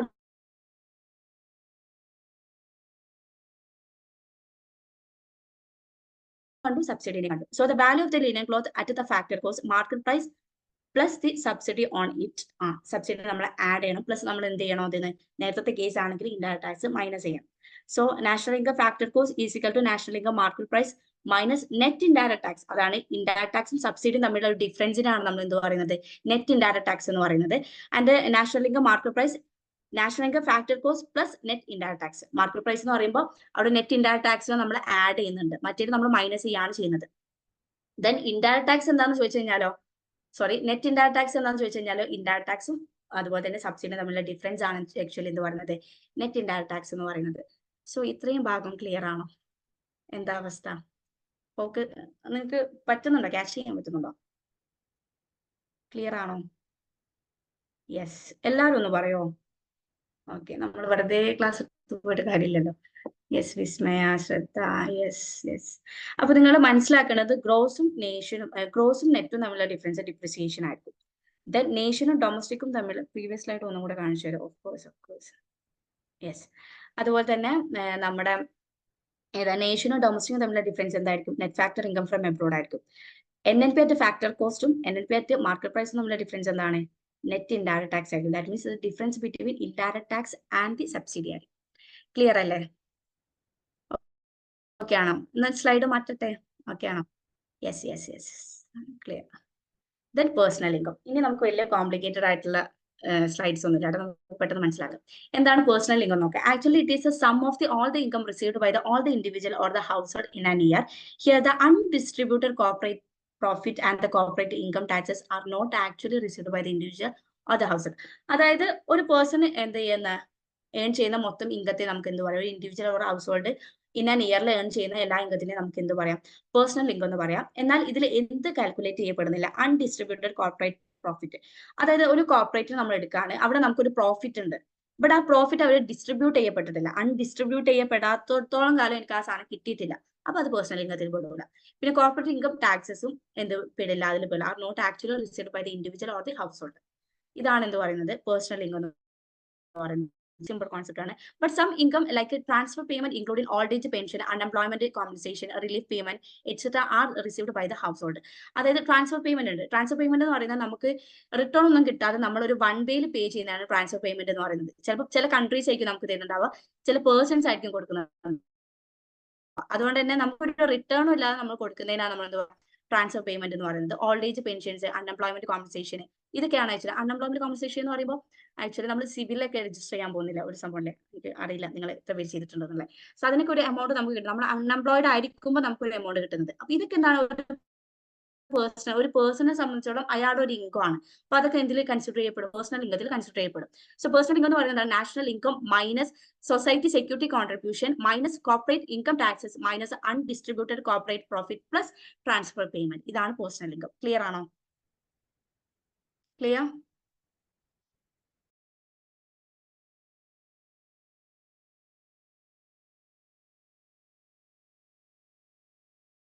then personal disposable income. Personal ഇൻകത്തിൽ നിന്ന് പേഴ്സണൽ ഡിസ്പോസിബിൾ ഇൻകത്തെ ഡിഫറെന്റ് ആക്കുന്നത് ടാക്സ് ആണ്. പേഴ്സണൽ ഡിസ്പോസിബിൾ ഇൻകം എന്ന് പറഞ്ഞാല് എനിക്ക് എന്റെ എല്ലാ ബാധ്യതകളും കഴിഞ്ഞ് എനിക്ക് എത്ര ചെലവാക്കാൻ പറ്റും, അതാണ് പേഴ്സണൽ ഡിസ്പോസിബിൾ ഇൻകം. അതായത് എനിക്കൊരു ഇൻകം കിട്ടാണ്. ഇപ്പൊ നമുക്കറിയാലേ, നമുക്ക് എത്രത്തോളം ഇൻകം കിട്ടും, അതിൽ എത്രത്തോളം ഡിവൈഡ് ചെയ്ത് പോകാണ്ട് നമുക്കറിയാം. അതിൽ ഞാൻ എക്സാക്ട് എനിക്ക് എത്രത്തോളം ചെലവാക്കാൻ പറ്റും, അതിനാണ് നമ്മൾ പേഴ്സണൽ ഡിസ്പോസിബിൾ ഇൻകം എന്ന് പറയാം. So personal income minus personal tax ആണ് എന്ന് പറയുന്നത് പേഴ്സണൽ ഡിസ്പോസിബിൾ ഇൻകം എന്ന് പറയുന്നത്. This disposable income can be either consumed or saved. അറിയാം, നമുക്ക് നമ്മുടെ ഇൻകത്തെ കൺസംഷൻ എന്നും സേവിംഗ് എന്നും ഡിവൈഡ് ചെയ്യാൻ പറ്റും. നമ്മുടെ കെയ്ൻസിന്റെ സൈക്കോളജിക്കൽ ഓഫ് കൺസംഷനിൽ പറയുന്നുണ്ട്, ഒരാളുടെ ഇൻകം കൂടുമ്പോൾ അതിന് പ്രൊപ്പോർഷനേറ്റ് ആയിട്ട് ഒരിക്കലും എന്ത് ചെയ്യുന്നുണ്ടാവില്ല, അയാളുടെ കൺസംഷൻ കൂടില്ല. ഇൻകം കൂടുമ്പോൾ കൺസംഷൻ കൂടും, ബട്ട് ഡയറക്റ്റ് ആൻഡ് സെയിം പ്രൊപ്പോർഷനിൽ ഒരിക്കലും കൺസംഷൻ കൂടില്ല. കാരണം എന്താ, അയാളുടെ ഒരു പോർഷൻ അയാൾ എന്ത് ചെയ്യുന്നുണ്ട്, സേവ് ചെയ്യുന്നുണ്ട്. അപ്പൊ ഒരു ഇൻകത്തെ നമുക്ക് എന്ത് ചെയ്യാൻ പറ്റും, കൺസ്യൂം ചെയ്യാൻ പറ്റും, സേവ് ചെയ്യാൻ പറ്റും. അതാണ് MPC MPS എന്നൊക്കെ നമ്മൾ പറയുന്നില്ലേ, അതിന്റെ ഒരു വാല്യൂ 0 to 1 നിൽക്കുന്നത്. ഇതൊക്കെ അതിന്റെ ഒരു കോൺസെപ്റ്റ് ആണ്. അതുകൊണ്ട് തന്നെ ഒരാളെ സംബന്ധിച്ചോളം അയാൾക്ക് കിട്ടുന്ന ഒരു ഇൻകത്തെ അയാൾക്ക് എന്ത് ചെയ്യാം, കൺസ്യൂം ചെയ്യാം പ്ലസ് സേവ് ചെയ്യാനും പറ്റും. Disposable income is equal to consumption plus saving ആണ്. അതായത് അയാൾക്ക് അയാളുടെ ചെലവിന് യൂസ് ചെയ്യാം, അയാളുടെ കയ്യിൽ ഉണ്ടാവുന്ന എല്ലാ ബാധ്യതകളും ഒഴിവാക്കി അയാളുടെ ടാക്സസ് ഒക്കെ അയാൾ കൊടുത്തതിന് ശേഷം അയാൾക്ക് ഉണ്ടാവുന്ന ഒരു ഇൻകം ഉണ്ടല്ലോ, ആ ഒരു ഇൻകത്തെയാണ് നമ്മൾ പേഴ്സണൽ ഡിസ്പോസിബിൾ ഇൻകം എന്ന് പറയുന്നത്. അയാളെ സംബന്ധിച്ചോളം അയാൾക്ക് എന്ത് ചെയ്യാത്, കൺസ്യൂം ചെയ്യും ചെയ്യാം പ്ലസ് സേവ് ചെയ്യും ചെയ്യാം. ക്ലിയർ?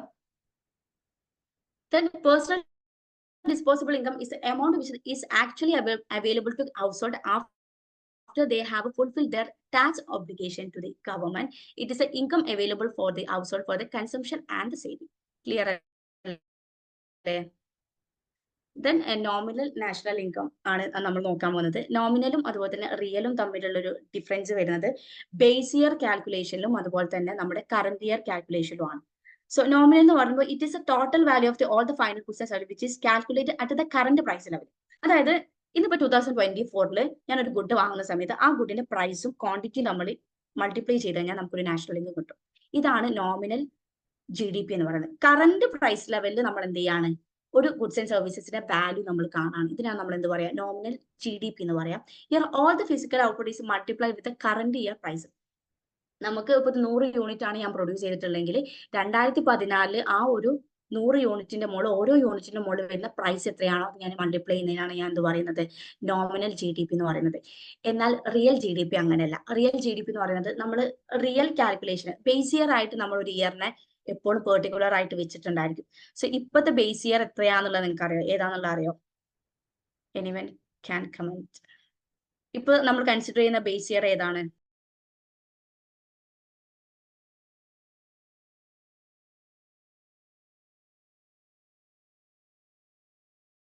യെസ്, 2011 ആണ് നമ്മൾ എന്ത് പറയുന്നത്, ബേസ് ഇയർ ആയിട്ട് നമ്മൾ കൺസിഡർ ചെയ്യുന്നുണ്ടാവുക. ബേസ് ഇതിൽ നമ്മൾ ഉദ്ദേശിക്കുന്ന അത്രേ ഉള്ളൂ, 2011 വരുന്ന ആ ഒരു പ്രൈസ് ലെവലും ഇപ്പോഴത്തെ ക്വാണ്ടിറ്റി നമ്മൾ എന്ത് ചെയ്യും, നമ്മളൊന്ന് മൾട്ടിപ്ലൈ ചെയ്ത് നോക്കും. ദെൻ ഇപ്പോഴത്തെ പ്രൈസ് ലെവലും ആ ഒരു ക്വാണ്ടിറ്റി നമ്മൾ എന്ത് ചെയ്യും, ജസ്റ്റ് ഒന്ന് മൾട്ടിപ്ലൈ ചെയ്ത് നോക്കും. എന്നിട്ട് നമുക്ക് എന്ത് ചെയ്യും, എക്സാക്ട് ഇൻഫ്ലേഷൻ ലെവൽ നമുക്ക് കാണാൻ പറ്റും. 2011 നിന്ന് എത്രത്തോളം ഇപ്പോഴത്തെ 2024 എത്തിയ സമയത്ത് ആ ഒരു എമൗണ്ടിന്റെ മുകളിൽ പ്രൈസ് ഇൻക്രീസ് ചെയ്തിട്ടുണ്ട് നമുക്ക് എക്സാക്ട് ആയിട്ട് കാൽക്കുലേറ്റ് ചെയ്യാൻ പറ്റും. ഈ ഒരു എക്സാക്ട് ഇൻഫ്ലേഷൻ റേറ്റ് കാൽക്കുലേറ്റ് ചെയ്യുക എന്നുള്ളതാണ് ബേസിക്കലി എന്ത് ചെയ്യുന്നത്, നോമിനൽ GDP-യിലും അതുപോലെ തന്നെ നമ്മുടെ ബേസ് ഇയർ GDP-യിലും അതായത് റിയൽ GDP-യിലും നമ്മൾ ബേസിക്കലി നോക്കുന്നത്. സോ ദ റിയൽ GDP എന്ന് പറയുന്നത് general price level trend does not remain constant, it can be rise or fall. അതായത് 2011 വന്നിട്ടുള്ള ഒരു സാധനം 2011 ഞാനൊരു സാധനം മേടിക്കുമ്പോൾ അതേ പ്രൈസ് ലെവൽ അല്ല 2024 നമുക്കറിയാലോ. ഇപ്പം നിങ്ങളൊന്ന് ആലോചിച്ചൊക്കെ, ഞാനൊക്കെ ജനിച്ച സമയത്താണെങ്കിൽ നമുക്ക് ഒരു ലിറ്റർ പാലൊക്കെ ചിലപ്പോ 5 രൂപയൊക്കെ കിട്ടായിരിക്കും. പക്ഷെ ഇപ്പൊ അതല്ല സിറ്റുവേഷൻ. അപ്പൊ ആ ഒരു ഇൻഫ്ലേഷൻ റേറ്റ്, അതായത് ആ പ്രൈസ് ലെവൽ എപ്പോഴും കോൺസ്റ്റന്റ് ആയിരിക്കില്ല. If the prices increases money value will be simply increases rather than their physical output. Money value വളരെയധികം ഇൻക്രിമെന്റ് വരാനുള്ള സാധ്യത ഉണ്ട്. Economic growth consist of the increase in the output rather than the rise in the money value of the output. പലപ്പോഴും എന്ത് ചെയ്യാറുണ്ട്, നിങ്ങളൊന്ന് ആലോചിച്ച് നോക്കുക. അതായത് നമ്മൾ ഓൾറെഡി പറഞ്ഞില്ലേ, നമ്മുടെ നാഷണൽ ഇൻകം നമ്മൾ മെഷർ ചെയ്യണമെങ്കിൽ ഔട്ട്പുട്ട് ഇൻറ്റു എന്ത് ചെയ്താൽ മതി, പ്രൈസ് ലെവൽ ചെയ്താൽ മതി. ഇതാണ് നമ്മൾ നാഷണൽ ഇൻകം മെഷർ ചെയ്യാൻ ഉപയോഗിക്കുന്നത്. അപ്പൊ 2011 ഞാൻ നിങ്ങളൊന്ന് പറയാം, ഇപ്പോ 5 രൂപയാണ് 1 ലിറ്റർ പാലിന്. സോ 100 യൂണിറ്റ് ഉണ്ടെങ്കിൽ എന്റെ നാഷണൽ ഇൻകം എന്ന് പറയുന്നത് എത്രയാണ്? 500 ആയിരിക്കും. ഇതേ സാധനം തന്നെ നിങ്ങളൊന്ന് ആലോചിച്ച് വെക്കുക. 5 രൂപ എന്നുള്ളത് 100 രൂപയായി 2024. എന്ത് സംഭവിക്കും? 100 ഇൻറ്റു 100 ആവും. അപ്പൊ എത്രത്തോളം ഇൻക്രിമെന്റ് വന്നിട്ടുണ്ട്. അപ്പൊ ഈ ഒരു വാല്യൂ നോക്കിയിട്ടാണ് നമ്മൾ നാഷണൽ ഇൻകത്തെ മെഷർ ചെയ്യുക. 2019 ഇതായിരുന്നു ഇതിന്റെ വാല്യൂ, അപ്പൊ ഇതാണ് നമ്മുടെ നാഷണൽ ഇൻകം. അതുപോലെ തന്നെ ഇതിൽ ഇതായിരുന്നു വാല്യൂ, അപ്പൊ ഇതാണ് നമ്മുടെ നാഷണൽ ഇൻകം. അപ്പൊ ഇക്കണോമിയിൽ എന്ത് സംഭവിച്ചിട്ടുണ്ട്? ഗ്രോത്ത് സംഭവിച്ചിട്ടുണ്ട്. ബട്ട് നമ്മൾ എന്ത് കൺസിഡർ ചെയ്യില്ല? പ്രൈസ് ലെവൽ നമ്മൾ കൺസിഡർ ചെയ്യില്ല. അതുകൊണ്ടാണ് നമ്മൾ എന്ത് ചെയ്യുന്നത്? ബേസ് ഇയറിനെ ബേസ് ആക്കി വെക്കുന്നത്. 2011 എന്ന് പറയുന്ന ഒരു ബേസ് ഇയറിനെ നമ്മൾ വെക്കുന്നത് ആ ഒരു കമ്പാരിസൺ നടത്താൻ വേണ്ടിയിട്ട്. എത്രത്തോളം പ്രൈസ് ലെവലിൽ ഇൻക്രിമെന്റ് വന്നിട്ടുണ്ട് അത് കൺസിഡർ ചെയ്തിട്ട് നമ്മൾ പറയും എന്താണ്, എത്രത്തോളം ഗ്രോത്ത് അച്ചീവ് ചെയ്യാൻ പറ്റിയിട്ടുണ്ട്. ക്ലിയർ അല്ലേ? Economic growth consist of the increase in the output. ഇതാണ് നമ്മൾ പറഞ്ഞിട്ടുള്ള മെയിൻ പോയിന്റ് എന്ന് പറയുന്നത്. So in order to find out whether the real national output has increase or decreased ആണോ, we calculate the national income at the constant price. National income calculate ചെയ്യുന്നത് എന്തിന്റെ ബേസിലായിരിക്കണം? Constant പ്രൈസിലായിരിക്കും, അതായത് ബേസ് ഇയർ പ്രൈസിലായിരിക്കണം. Clear ആണോ? Clear ആണോ? Clear? Yes. ഇനി നമ്മൾ GNP ഗ്യാപ്പ് ആണ് നോക്കുന്നത്. GNP ഗ്യാപ്പ് എന്ന് പറയുമ്പോൾ it's A difference between potential GNP and the actual GNP. Potential GNP എന്ന് പറയുന്നത് എന്താ? നമ്മൾ പറയില്ല അവന് ഭയങ്കര പൊട്ടൻഷ്യൽ ആണെന്ന് പറയില്ലേ, അവന് ഭയങ്കര പൊട്ടൻഷ്യൽ ആണ് നമ്മൾ പറയില്ലേ. എന്താണ്? അതായത് നമ്മുടെ മാക്സിമം എഫിഷ്യൻസി ആണ്. നമുക്ക് നമ്മുടെ എല്ലാ റിസോഴ്സും ഉപയോഗിച്ചിട്ട് നമുക്ക് എത്രത്തോളം പ്രൊഡ്യൂസ് ചെയ്യാൻ പറ്റും, അതാണ് മാക്സിമം എഫിഷ്യൻസി ആണ്. ഇതിനെ നമ്മൾ എന്ത് പറയുന്നത്? പൊട്ടൻഷ്യൽ എന്ന് പറയുന്നത്. ആക്ച്വൽ എന്ന് പറയുന്നത് ആക്ച്വലി എന്താണോ നമുക്ക് ഉത്പാദിപ്പിക്കാൻ പറ്റിയിട്ടുള്ളത് അതാണ് ആക്ച്വലി. ഇപ്പോ ഒരു കമ്പനിയെ സംബന്ധിച്ചോളം അയാൾക്ക് ആ ഒരു കമ്പനിക്ക് ഒരു 200 യൂണിറ്റ് പ്രൊഡക്റ്റ് ഉണ്ടാക്കാൻ പറ്റും. ഇപ്പൊ ഞാൻ പറയാണ് എന്റെ ഫ്രണ്ടിന്റെ കമ്പനിയാണത്, എനിക്ക് തോന്നുന്നു ഭയങ്കര പൊട്ടൻഷ്യൽ ആണ്, അവിടുത്തെ എഫിഷ്യൻസി ആണെങ്കിൽ എല്ലാം അടിപൊളിയാണ്. അപ്പൊ ഒരു 200 യൂണിറ്റ് എങ്കിലും അവർക്ക് പ്രൊഡ്യൂസ് ചെയ്യാൻ പറ്റുന്നു. അതാണ് ഞാൻ എക്സ്പെക്ട് ചെയ്യുന്ന ഒരു പൊട്ടൻഷ്യൽ എന്ന് പറയുന്നത്. പക്ഷെ എന്തൊക്കെയോ സർക്കംസ്റ്റാൻസസ് കാരണം അവർക്ക് ആ ഒരു ഇയറിൽ 100 യൂണിറ്റ് പ്രൊഡ്യൂസ് ചെയ്യാൻ പറ്റുള്ളൂ. അതാണ് ആക്ച്വൽ GNP. അപ്പൊ GNP ഗ്യാപ്പ് എന്ന് പറയുമ്പോൾ ഇത് തമ്മിലുള്ള ഒരു difference, potential GNP minus actual GNP. അപ്പൊ 200-ൽ നിന്ന് ആക്ച്വൽ GNP മൈനസ് ചെയ്യുക, 100 മൈനസ് ചെയ്ത് കഴിഞ്ഞാൽ അവിടെ GNP ഗ്യാപ്പ് എന്ന് പറഞ്ഞാൽ എത്ര ആയിരിക്കും? 100 തന്നെ ആയിരിക്കും. സോ പൊട്ടൻഷ്യൽ GNP എന്ന് പറയുമ്പോൾ ഫുള്ളി കപ്പാസിറ്റി GNP ആയിരിക്കും. ആക്ച്വൽ GNP എന്ന് പറയുമ്പോൾ ആക്ച്വലി അറ്റൈൻഡ് GNP ആയിരിക്കും. Generally actual GNP is less than potential GNP, more gap ഉണ്ടാവുന്നതാണ് പറയുന്നത്. ഇവിടെ നിങ്ങൾ മനസ്സിലാക്കുന്ന ഒരു കാര്യം എന്താ വെച്ചാൽ, നമ്മുടെ ഒരു അഡ്വാൻസ് കൺട്രിയെ സംബന്ധിച്ചോളം ഈ ഒരു GNP ഗ്യാപ്പ് കുറവായിരിക്കും. വൈ? നിങ്ങൾ തന്നെ പറ. ഒരു അഡ്വാൻസ്ഡ് ആയിട്ടുള്ള ഒരു കൺട്രിയിൽ ഈ ഒരു GNP ഗ്യാപ്പ് കുറവായിരിക്കും, വളരെ കുറവായിരിക്കും. എന്തുകൊണ്ടാണ്? Reason why?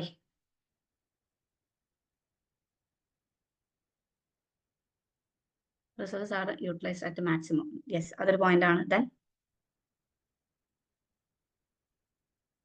നമ്മൾ മാക്സിമം യൂട്ടിലൈസ് ചെയ്യും. ഒരു അഡ്വാൻസ് കൺട്രീന്റെ എന്തൊക്കെ ആയിരിക്കും ഫീച്ചേഴ്സ്? എന്തൊക്കെയായിരിക്കും? ഇന്ത്യനെയും അമേരിക്കനെയും ഒന്ന് കമ്പയർ ചെയ്യാം. എന്തൊക്കെയായിരിക്കും? ഇതൊരു പോയിന്റ് ആണ്. Resources are utilised at maximum. Then next, yes, one of the important point is technology. അവർക്കുണ്ടല്ലോ ടെക്നോളജി ഫുൾ സെറ്റപ്പ് അവര്. അപ്പൊ അവരെ സംബന്ധിച്ചോളം ഒരു 10-11 ലേബേഴ്സിനെ വർക്ക് ചെയ്യിപ്പിക്കേണ്ട ഒരു കാര്യമില്ല. അതിന്റെ ഒരു 2 മെഷീൻ മേടിച്ചാൽ മതി. സോ അവര് ടെക്നോളജി അഡ്വാൻസ്ഡ് ആണ്. ഇവിടെയാണ് ഞാൻ നേരത്തെ പറയുന്നത്, ഞാൻ പറഞ്ഞില്ല ഇക്കണോമിക്കലി നമുക്ക് 3 സെൻട്രൽ പ്രോബ്ലംസ് ഉണ്ട്. What to produce, how to produce, for whom to produce. What to produce എന്നുള്ളത് ഇന്ത്യന്റെ കേസിൽ നമ്മൾ അഡ്രസ് ചെയ്യേണ്ടത് എന്തായിരിക്കണം? നമ്മൾക്കറിയാം ഇന്ത്യ എന്ന് പറയുന്നത് ഒരു പുവർ ആയിട്ടുള്ള ഒരു കൺട്രിയാണ്. അപ്പൊ ഏറ്റവും കൂടുതൽ നമുക്ക് വേണ്ടത് റിസോഴ്സസ് ആണ്, കൂടുതൽ ഫുഡാണ്, ഈ കാര്യങ്ങളൊക്കെയാണ്. പക്ഷെ ഒരു അമേരിക്കയെ സംബന്ധിച്ചുള്ള വാട്ട് ടു പ്രൊഡ്യൂസ് എന്ന് വെച്ച് കഴിഞ്ഞാൽ ചിലപ്പോൾ അതായിരിക്കില്ല അവരുടെ പ്രശ്നം. അവർക്ക് കൂടുതൽ അഡ്വാൻസ് ടെക്നോളജിയാണ്. സോ അവർ കൂടുതലായിട്ട് ഫോക്കസ് ചെയ്യുന്നുണ്ടാവും എന്തിലായിരിക്കും? കൂടുതൽ ടെക്നോളജി വേണം, കൂടുതൽ ഇന്നോവേഷൻസ് വേണം, അതായിരിക്കും. ഹൗ ടു പ്രൊഡ്യൂസ് എന്ന് ചോദിച്ചു കഴിഞ്ഞാലോ, ഇന്ത്യന്റെ കേസ് ആണെങ്കിൽ എന്തായിരിക്കും ഹൗ ടു പ്രൊഡ്യൂസ് എന്ന് വെച്ച് കഴിഞ്ഞാൽ നമുക്കറിയാം ഏറ്റവും കൂടുതൽ പോപ്പുലേഷൻ ഉള്ള ഇന്ത്യയിലാണ്. അവർ ഫോക്കസ് ചെയ്യുന്നതാണ് കൂടുതൽ പോപ്പുലേഷൻ ഇറക്കുന്നു, കൂടുതൽ ലേബേഴ്സിനെ ഇറക്കുന്നു, മാക്സിമം ലേബറിനെ വെച്ചിട്ട് എത്രത്തോളം പ്രൊഡ്യൂസ് ചെയ്യാൻ പറ്റും അങ്ങനെ പ്രൊഡ്യൂസ് ചെയ്യും. എന്നാൽ അമേരിക്കയെ സംബന്ധിച്ചുള്ള ഹൗ ടു പ്രൊഡ്യൂസ് എന്ന് വെച്ചാൽ അവരെന്തായിരിക്കും പറയാം? കൂടുതൽ മെഷീൻസ് ആയിരിക്കും അവർ ഫോക്കസ് ചെയ്യുന്നുണ്ടാവും. ഫോർ ഹൂം ടു പ്രൊഡ്യൂസ് എന്ന് വെച്ച് കഴിഞ്ഞാലോ ഇതന്നായിരിക്കും. അവർ അഡ്വാൻസ്ഡ് ആയിട്ടുള്ള കാര്യങ്ങൾക്കാണ് അവർ ഫോക്കസ് ചെയ്യുന്നത്. അതുകൊണ്ട് തന്നെ അവർക്ക് GNP ഗ്യാപ്പും മിനിമം ആയിരിക്കും. സോ അവരുടെ ടെക്നോളജി ഇന്നോവേഷൻസിനാണ് അവർ ഏറ്റവും കൂടുതൽ ഇമ്പോർട്ടൻസ് കൊടുക്കുന്നത്. അതുകൊണ്ട് തന്നെ അവരുടെ പൊട്ടൻഷ്യൽ എത്രയാണോ അവർക്ക് യൂസ് ചെയ്യാൻ പറ്റുന്നത് അതിന്റെ മാക്സിമം അവർക്ക് യൂസ് ചെയ്യാൻ പറ്റും. അതുകൊണ്ട് തന്നെ GNP ഗ്യാപ്പ് അവിടെ എന്തായിരിക്കും, വളരെ കുറവായിരിക്കും. സോ ഞാൻ പറഞ്ഞല്ലോ, ഈ ഒരു GNP ഗ്യാപ്പ് ഉണ്ടാവാനുള്ള ഒരു റീസൺ എന്ന് പറയുന്നത്, ഇന്ത്യയിലൊക്കെ ആണെങ്കിൽ ബേസിക്കലി പി സി ചെയ്യാനുള്ള റീസൺ എന്ന് പറയുന്നത് ഐഡിയൽ കപ്പാസിറ്റി, അതുപോലെ തന്നെ അൺഎംപ്ലോയ്മെന്റ്, പിന്നെ low productivity of the labour force, പിന്നെ GNP gap will be very low in the advanced countries. അതും കൂടെ നിങ്ങൾ എന്ത് ചെയ്യുക, ഫോക്കസ് ചെയ്യും. ഇങ്ങനെ ക്വസ്റ്റ്യൻസ് വരും എന്നുള്ളതാണ്. സോ നിങ്ങൾ വിചാരിക്കും ഇതൊന്നും പഠിക്കേണ്ട എന്നുള്ള രീതിയിൽ പഠിച്ചു പോവെങ്കിലും ഇതൊക്കെ വരും. അപ്പൊ ഇങ്ങനെയൊക്കെ ഒരു ഇൻഡയറക്റ്റ് ക്വസ്റ്റ്യൻ വന്നു കഴിഞ്ഞാൽ നമുക്കിത് സോൾവ് ചെയ്യാൻ പറ്റണം എന്നുള്ളതാണ്. Okay, green GDP one of the important point ആണ്. സോ നമ്മുടെ എൻവയോൺമെന്റൽ എക്കണോമിക്സ്. സോ നമ്മുടെ ഞാനൊക്കെ പ്ലസ് ടു പഠിച്ച സമയത്ത് മൈക്രോ മാക്രോ മാത്രം ഉണ്ടാവും വിചാരിച്ച ഒരാളാണ്. മാക്രോ മാത്രമേ ഉള്ളൂ, വേറെ ഒന്നും അതിനപ്പുറത്ത് പഠിക്കാനില്ല. പിന്നെ ഡിഗ്രി എത്തിയ സമയത്ത് നമ്മൾ കണ്ടുമല്ലോ, ഡെവലപ്മെന്റ് വന്നു, പബ്ലിക് ഫിനാൻസ് വന്നു. സോ ഒബ്വിയസ്ലി നമുക്ക് എൻവയോൺമെന്റൽ എക്കണോമിക്സ് എന്ന് പറഞ്ഞൊരു പേപ്പർ ഉണ്ട്. സോ ബേസിക്കലി ഏതൊരു നേഷനും ഒരു സാധനം ഉണ്ടാക്കുമ്പോൾ എൻവയോൺമെന്റിനെ കൺസിഡർ ചെയ്യണം. എൻവയോൺമെന്റൽ ഡീഗ്രേഡേഷൻ ഉണ്ടാക്കിയിട്ട് നമ്മൾ എന്ത് ഉണ്ടാക്കിയിട്ടും കാര്യമില്ല. ഇപ്പൊ നമുക്കറിയാലോ, നമ്മൾ റീസെന്റ് കേൾക്കുന്ന ഓരോ വാർത്തകളുണ്ട്. വൈ നമ്മൾ കുറേ അങ്ങോട്ട് ഉണ്ടാക്കുകയാണ്, എല്ലാ സാധനങ്ങളും കുറേ ഉണ്ടാക്കുക, കൂടുതൽ ഡെവലപ്പ് ആവും, നമ്മൾ എൻവയോൺമെന്റിനെ അത്രയും നമ്മൾ എന്ത് ചെയ്യുന്നുണ്ട്, മൈൻഡ് ചെയ്യാതൊക്കെ ഉണ്ട്. അപ്പൊ ഗ്രീൻ GDP എന്ന് പറയുമ്പോൾ, ഗ്രീൻ എന്ന് കേൾക്കുമ്പോൾ തന്നെ നിങ്ങൾ മനസ്സിലാക്കുക, GDP കാൽക്കുലേറ്റ് ചെയ്യുമ്പോൾ നമ്മൾ എന്ത് കൺസിഡർ ചെയ്യണം, നമ്മുടെ എൻവയോൺമെന്റൽ ഡാമേജ് നമ്മൾ കൺസിഡർ ചെയ്യണം.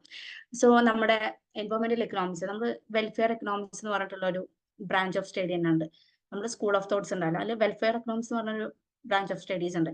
അതായത് എഫിഷ്യൻസി അല്ലെങ്കിൽ ഒരു വെൽഫെയർ ആക്ച്വലി ഉണ്ടാവണമെങ്കിൽ ഇക്കണോമിയിൽ എത്രത്തോളം GDP ഉണ്ടാക്കി എന്നതിലല്ല കാര്യം, ആ GDP ഉണ്ടാക്കുന്ന സമയത്ത് എത്രത്തോളം എൻവയോൺമെന്റൽ ഗുഡായിട്ട് ആ ഒരു ഗുഡ് പ്രൊഡ്യൂസ് ചെയ്തിട്ടുണ്ട് അതിലും കാര്യമുണ്ട്.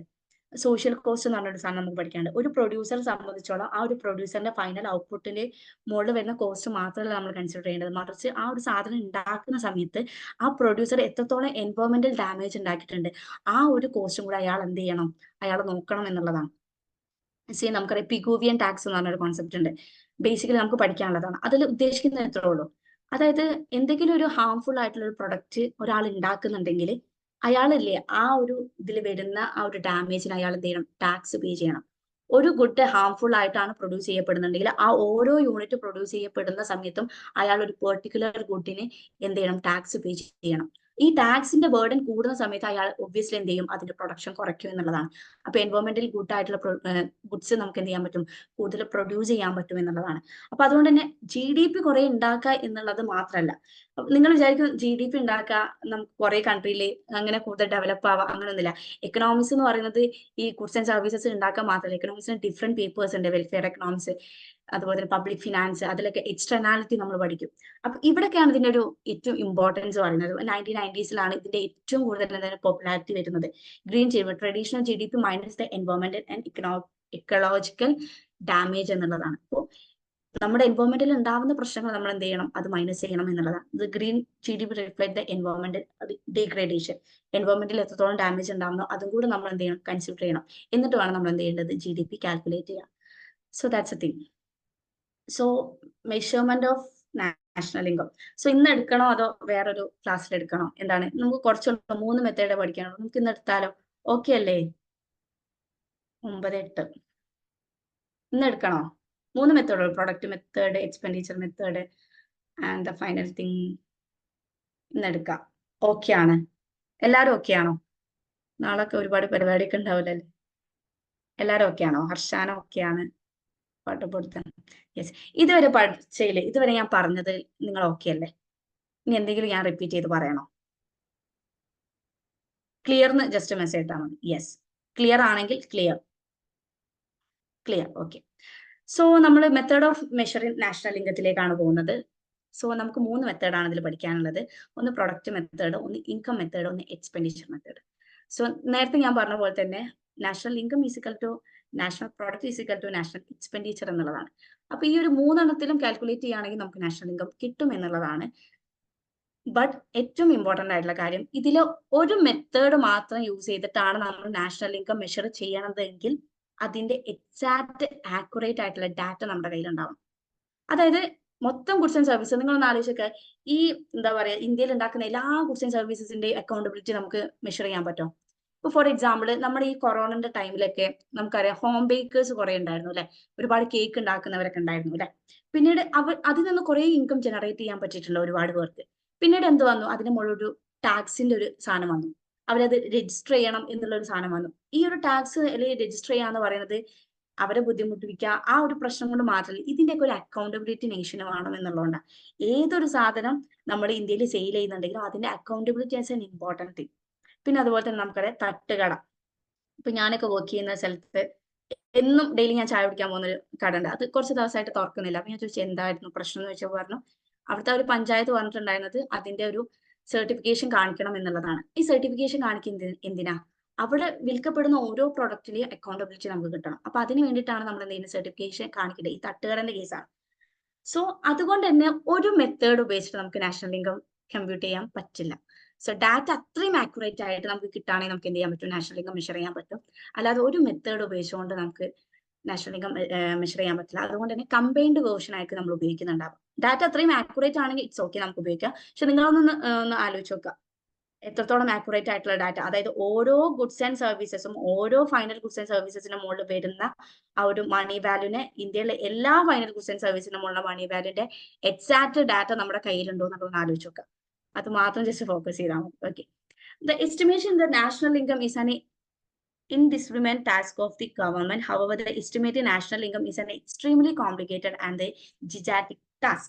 The reason is that the process of the income generation in the modern economy is extremely complex, and therefore collecting necessary data on the source and the level of the income is best with the conceptual and the data availability problem. അതായത് നമുക്ക് ഒരിക്കലും ഒരു method ഉപയോഗിച്ച് national income measure ചെയ്യാൻ പറ്റില്ല. Y?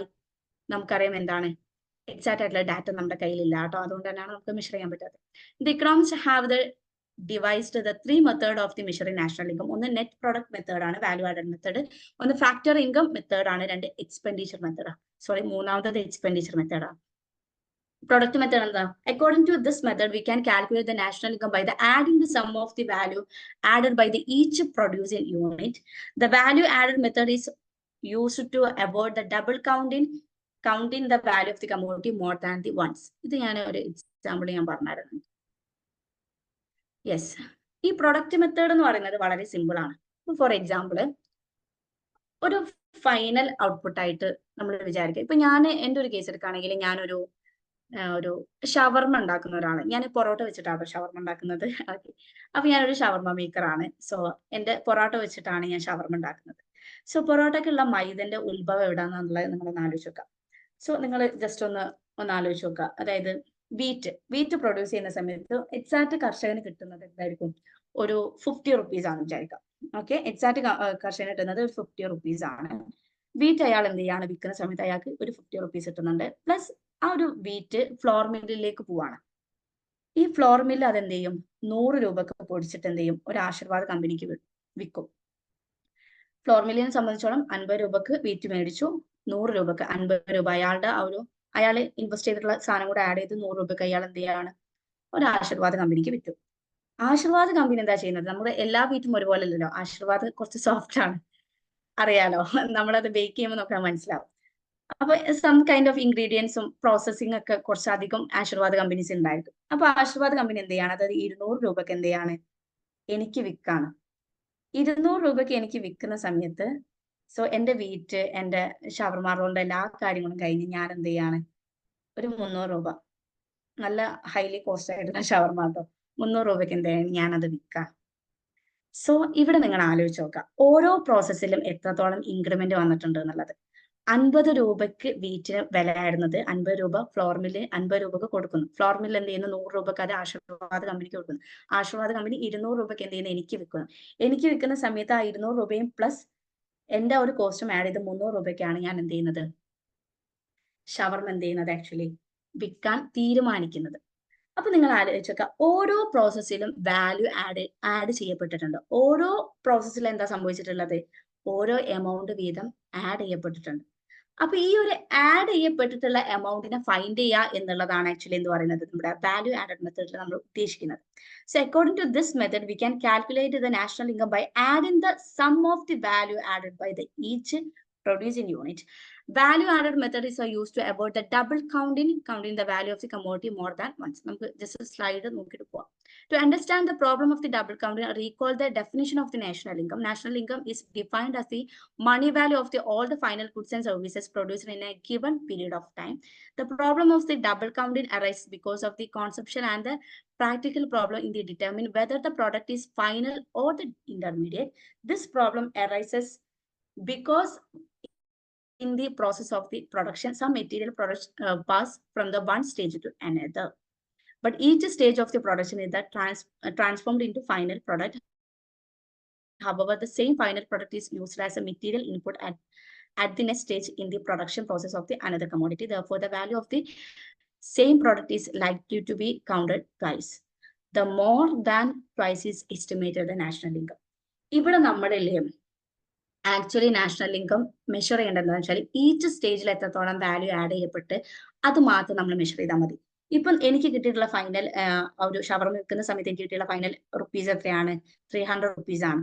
ഈ 300 റുപ്പീസിന്റെ കൂടെ എന്റെ ഇന്റർമീഡിയറ്റ് ഗുഡ്സിന്റെ മുകളിൽ വന്നിട്ടുള്ള ഓരോ ഈച്ച് സ്റ്റേജിലും ആഡ് ചെയ്യപ്പെട്ടുള്ള എമൗണ്ട് ഞാൻ കൂട്ടാണെങ്കിലോ ആദ്യം 50 ആയിരുന്നു, പിന്നെ 100 ആയി, പിന്നെ അത് 200 ആയി, 350 രൂപ അവിടെ തന്നെ ആയി. പ്ലസ് ഞാൻ വിൽക്കുന്നത് 300 രൂപയ്ക്കാണ്. ദെൻ ഇന്റർമീഡിയറ്റ് ഗുഡ്സിന്റെ എമൗണ്ടും ഞാൻ വിൽക്കുന്ന ആ ഒരു 300 എല്ലാം കൂടെ കൂട്ടിയിട്ട് 650 രൂപക്കാണ് ഞാൻ ആ സാധനം വിൽക്കേണ്ടത്. ഒരിക്കലല്ലേ. ഈച്ച് സ്റ്റേജിലും ഞാൻ ആഡ് ചെയ്തിട്ടുള്ള ആ ഒരു എമൗണ്ടിനെ ഞാൻ മൈനസ് ചെയ്തിട്ട് ഫൈനൽ ആയിട്ട് എനിക്ക് കിട്ടുന്ന ആ ഒരു പ്രൊഡക്റ്റിന്റെ വാല്യൂ ആണ് ആക്ച്വലി ഞാൻ എന്ത് ചെയ്യുന്നത്? നാഷണൽ ഇൻകം ആയിട്ട് മെഷർ ചെയ്യുന്നത്. So clear? ഇത് ക്ലിയർ ആയോ? ഇത് ക്ലിയർ ആണോ? Clear? Yes. Fabina, yes. Others, yeah. Suhaila, yes. For example, wheat is a final product for the farmer, Ramesh. Ramesh എന്ന് പറഞ്ഞൊരു ഫാമർ ഉണ്ട്. അയാളുടെ ഫൈനൽ പ്രോഡക്റ്റ് എന്ന് പറയുന്നത് വീറ്റ് ആണ്. But the wheat is an input for the floor mill. ഞാൻ നേരത്തെ പറഞ്ഞല്ലേ, പലരുടെയും ഫൈനൽ ഗുഡ് ആയിരിക്കും പലരുടെയും ഇന്റർമീഡിയറ്റ് ഗുഡ്സ് ആയിട്ട് വരുന്നത്, ഇൻപുട്ട് ആയിട്ട് വരും. Wheat flour is a final product for the Ashwad Atta company, but wheat flour is used by the bread manufacturer, Britannia Bread Company, as in raw materials for the Britannia bread is a final product. But the bread is an input for sandwich maker, the tasty food restaurant. Then now, if all these products, wheat flour, bread, and the sandwich are treated as a final products, then the value of the wheat is counted at the 4 stages. Actually എന്താ ചെയ്യുന്നത്? ആ ഒരു വീട്ടിന്റെ മൊത്തത്തിലുള്ള value നമ്മൾ count ചെയ്യുന്നത് എപ്പോഴാണ്? ആ ഒരു സാൻഡ്വിച്ച് അല്ലെങ്കിൽ ആ ഷവർമ ആവുന്ന സമയത്താണ്. Wheat production, floor production, bread production and sandwich production, ഈ ഒരു സ്റ്റേജിലൂടെ ഒക്കെ ആ സാധനം കടന്നു പോകുന്നുണ്ട്. ബട്ട് ഇതിന്റെ ഓരോ ഈച്ച് സ്റ്റേജിലും വരുന്ന വാല്യൂസിനെല്ലാം നമ്മൾ മനസ്സിലാക്കിയിട്ട് എന്ത് ചെയ്യണം? അത് മൈനസ് ചെയ്തിട്ടുള്ള ഫൈനൽ ഗുഡ് ആയിരിക്കണം, ഫൈനൽ പ്രൊഡക്റ്റിന്റെ ആ ഒരു വാല്യൂ ആയിരിക്കണം നമ്മൾ എന്ത് ചെയ്യേണ്ടത്? നാഷണൽ ഇൻകം ആയിട്ട് കൺസിഡർ ചെയ്യേണ്ടത്. This is called the double counting in the national income jargons.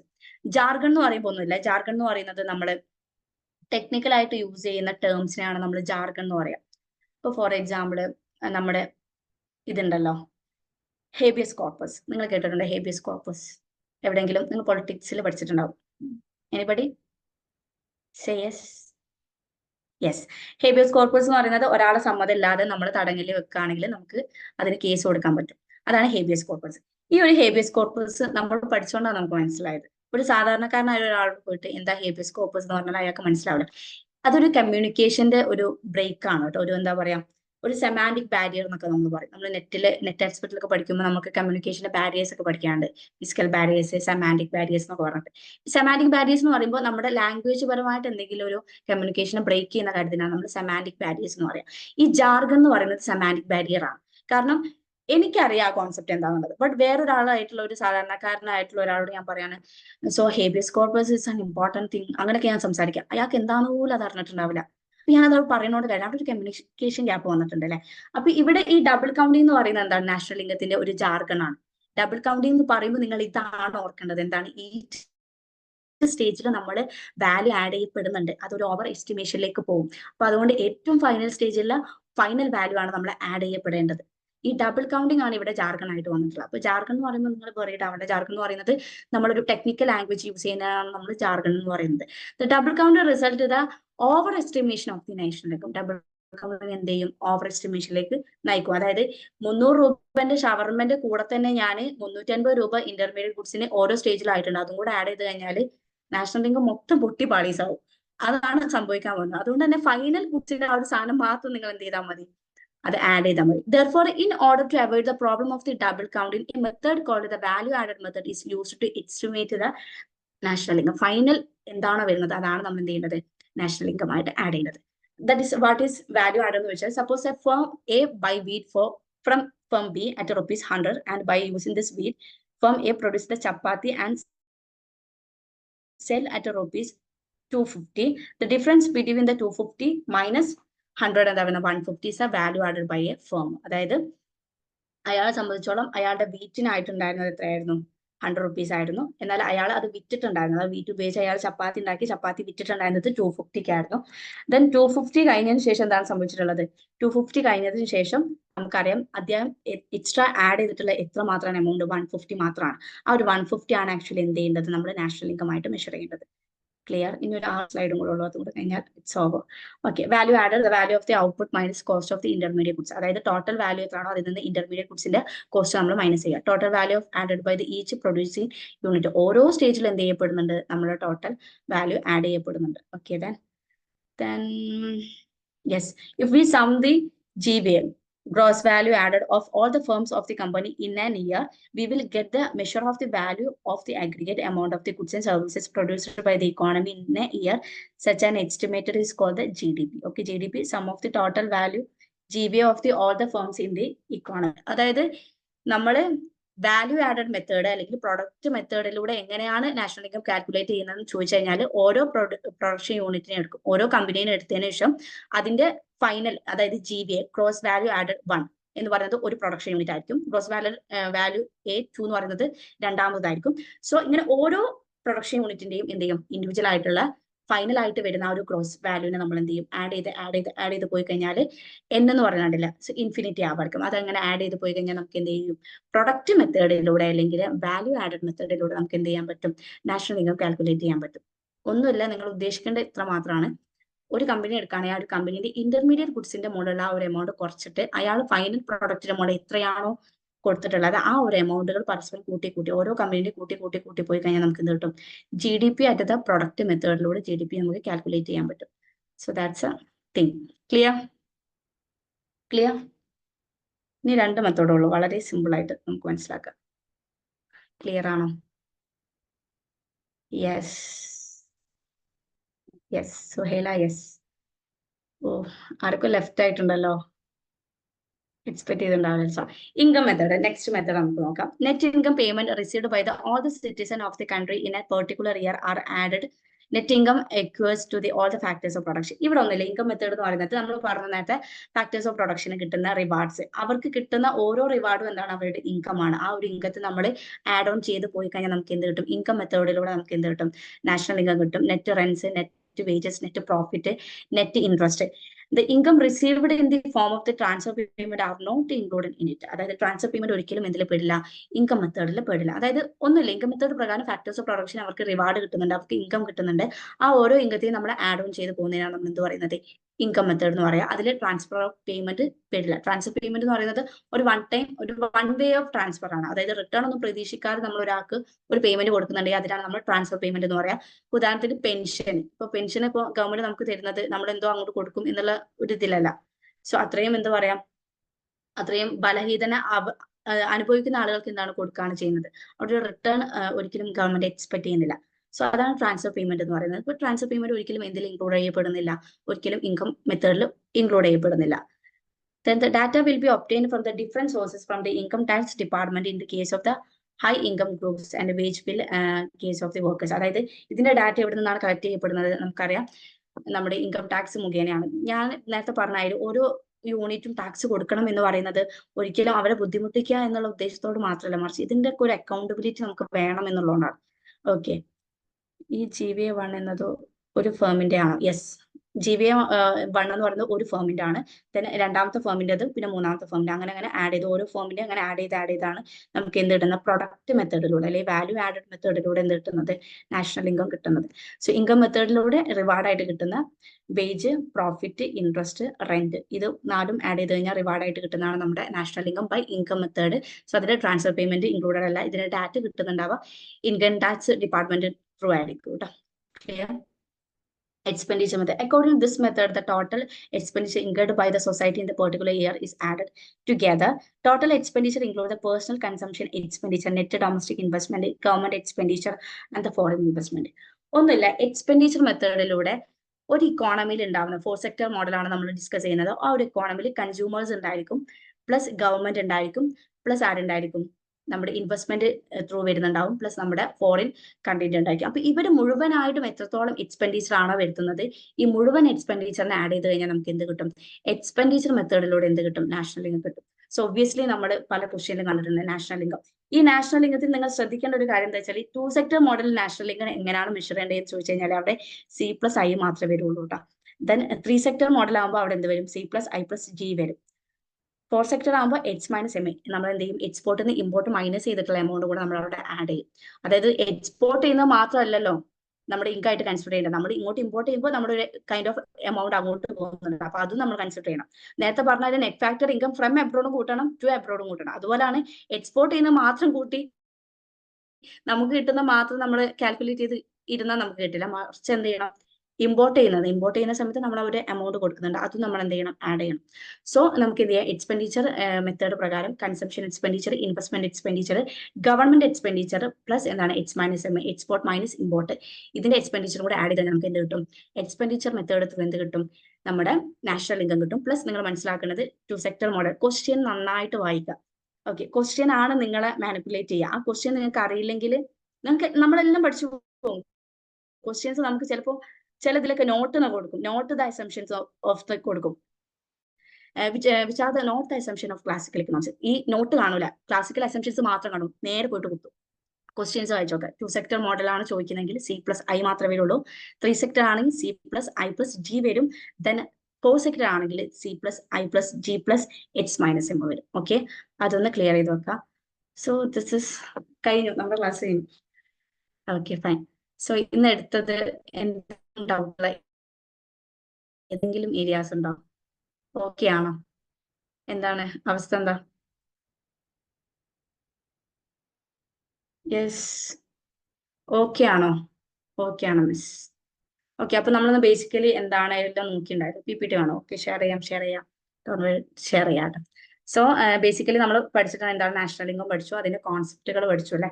അതിൽ GDP, NDP ഇതിലൊക്കെ N-ഉം D-ഒക്കെ മാറാൻ എന്തൊക്കെ കാര്യങ്ങൾ ഇൻഫ്ലുവൻസ് ചെയ്യുന്നുണ്ട്, എന്തുകൊണ്ട് ഇതിന്റെ ഒരു ആൻസർ ഇപ്പം നേരത്തെ കിട്ടാഞ്ഞിട്ട് ഇപ്പം കിട്ടിയവരാരെങ്കിലും ഉണ്ടോ?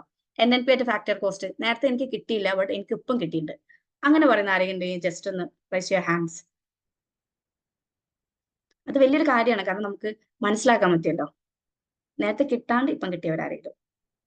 യെസ്, ഫെബിന അല്ല? യെസ്, ഭയങ്കര സന്തോഷം. ഞാൻ പറഞ്ഞ മനസ്സിലായല്ലോ. Okay, clear. അപ്പോൾ ഇപ്പൊ മനസ്സിലായില്ലേ NNP എന്തുകൊണ്ടാണ് ഫാക്ടർ കോസ്റ്റ്? അതാണ് എക്സാക്ട് ടേം എന്ന് പറയുന്നത്, നാഷണൽ ഇൻകം എന്ന് പറയുന്നത് കേട്ടോ. സോ അതിന്റെ ടേംസ് കാര്യങ്ങളൊക്കെ പഠിച്ചു. ദെൻ നമ്മൾ മെഷർമെന്റ് പഠിച്ചു. വളരെ സിമ്പിൾ ആയിട്ടുള്ള ഒരു ടോപ്പിക്സ് ആണ്.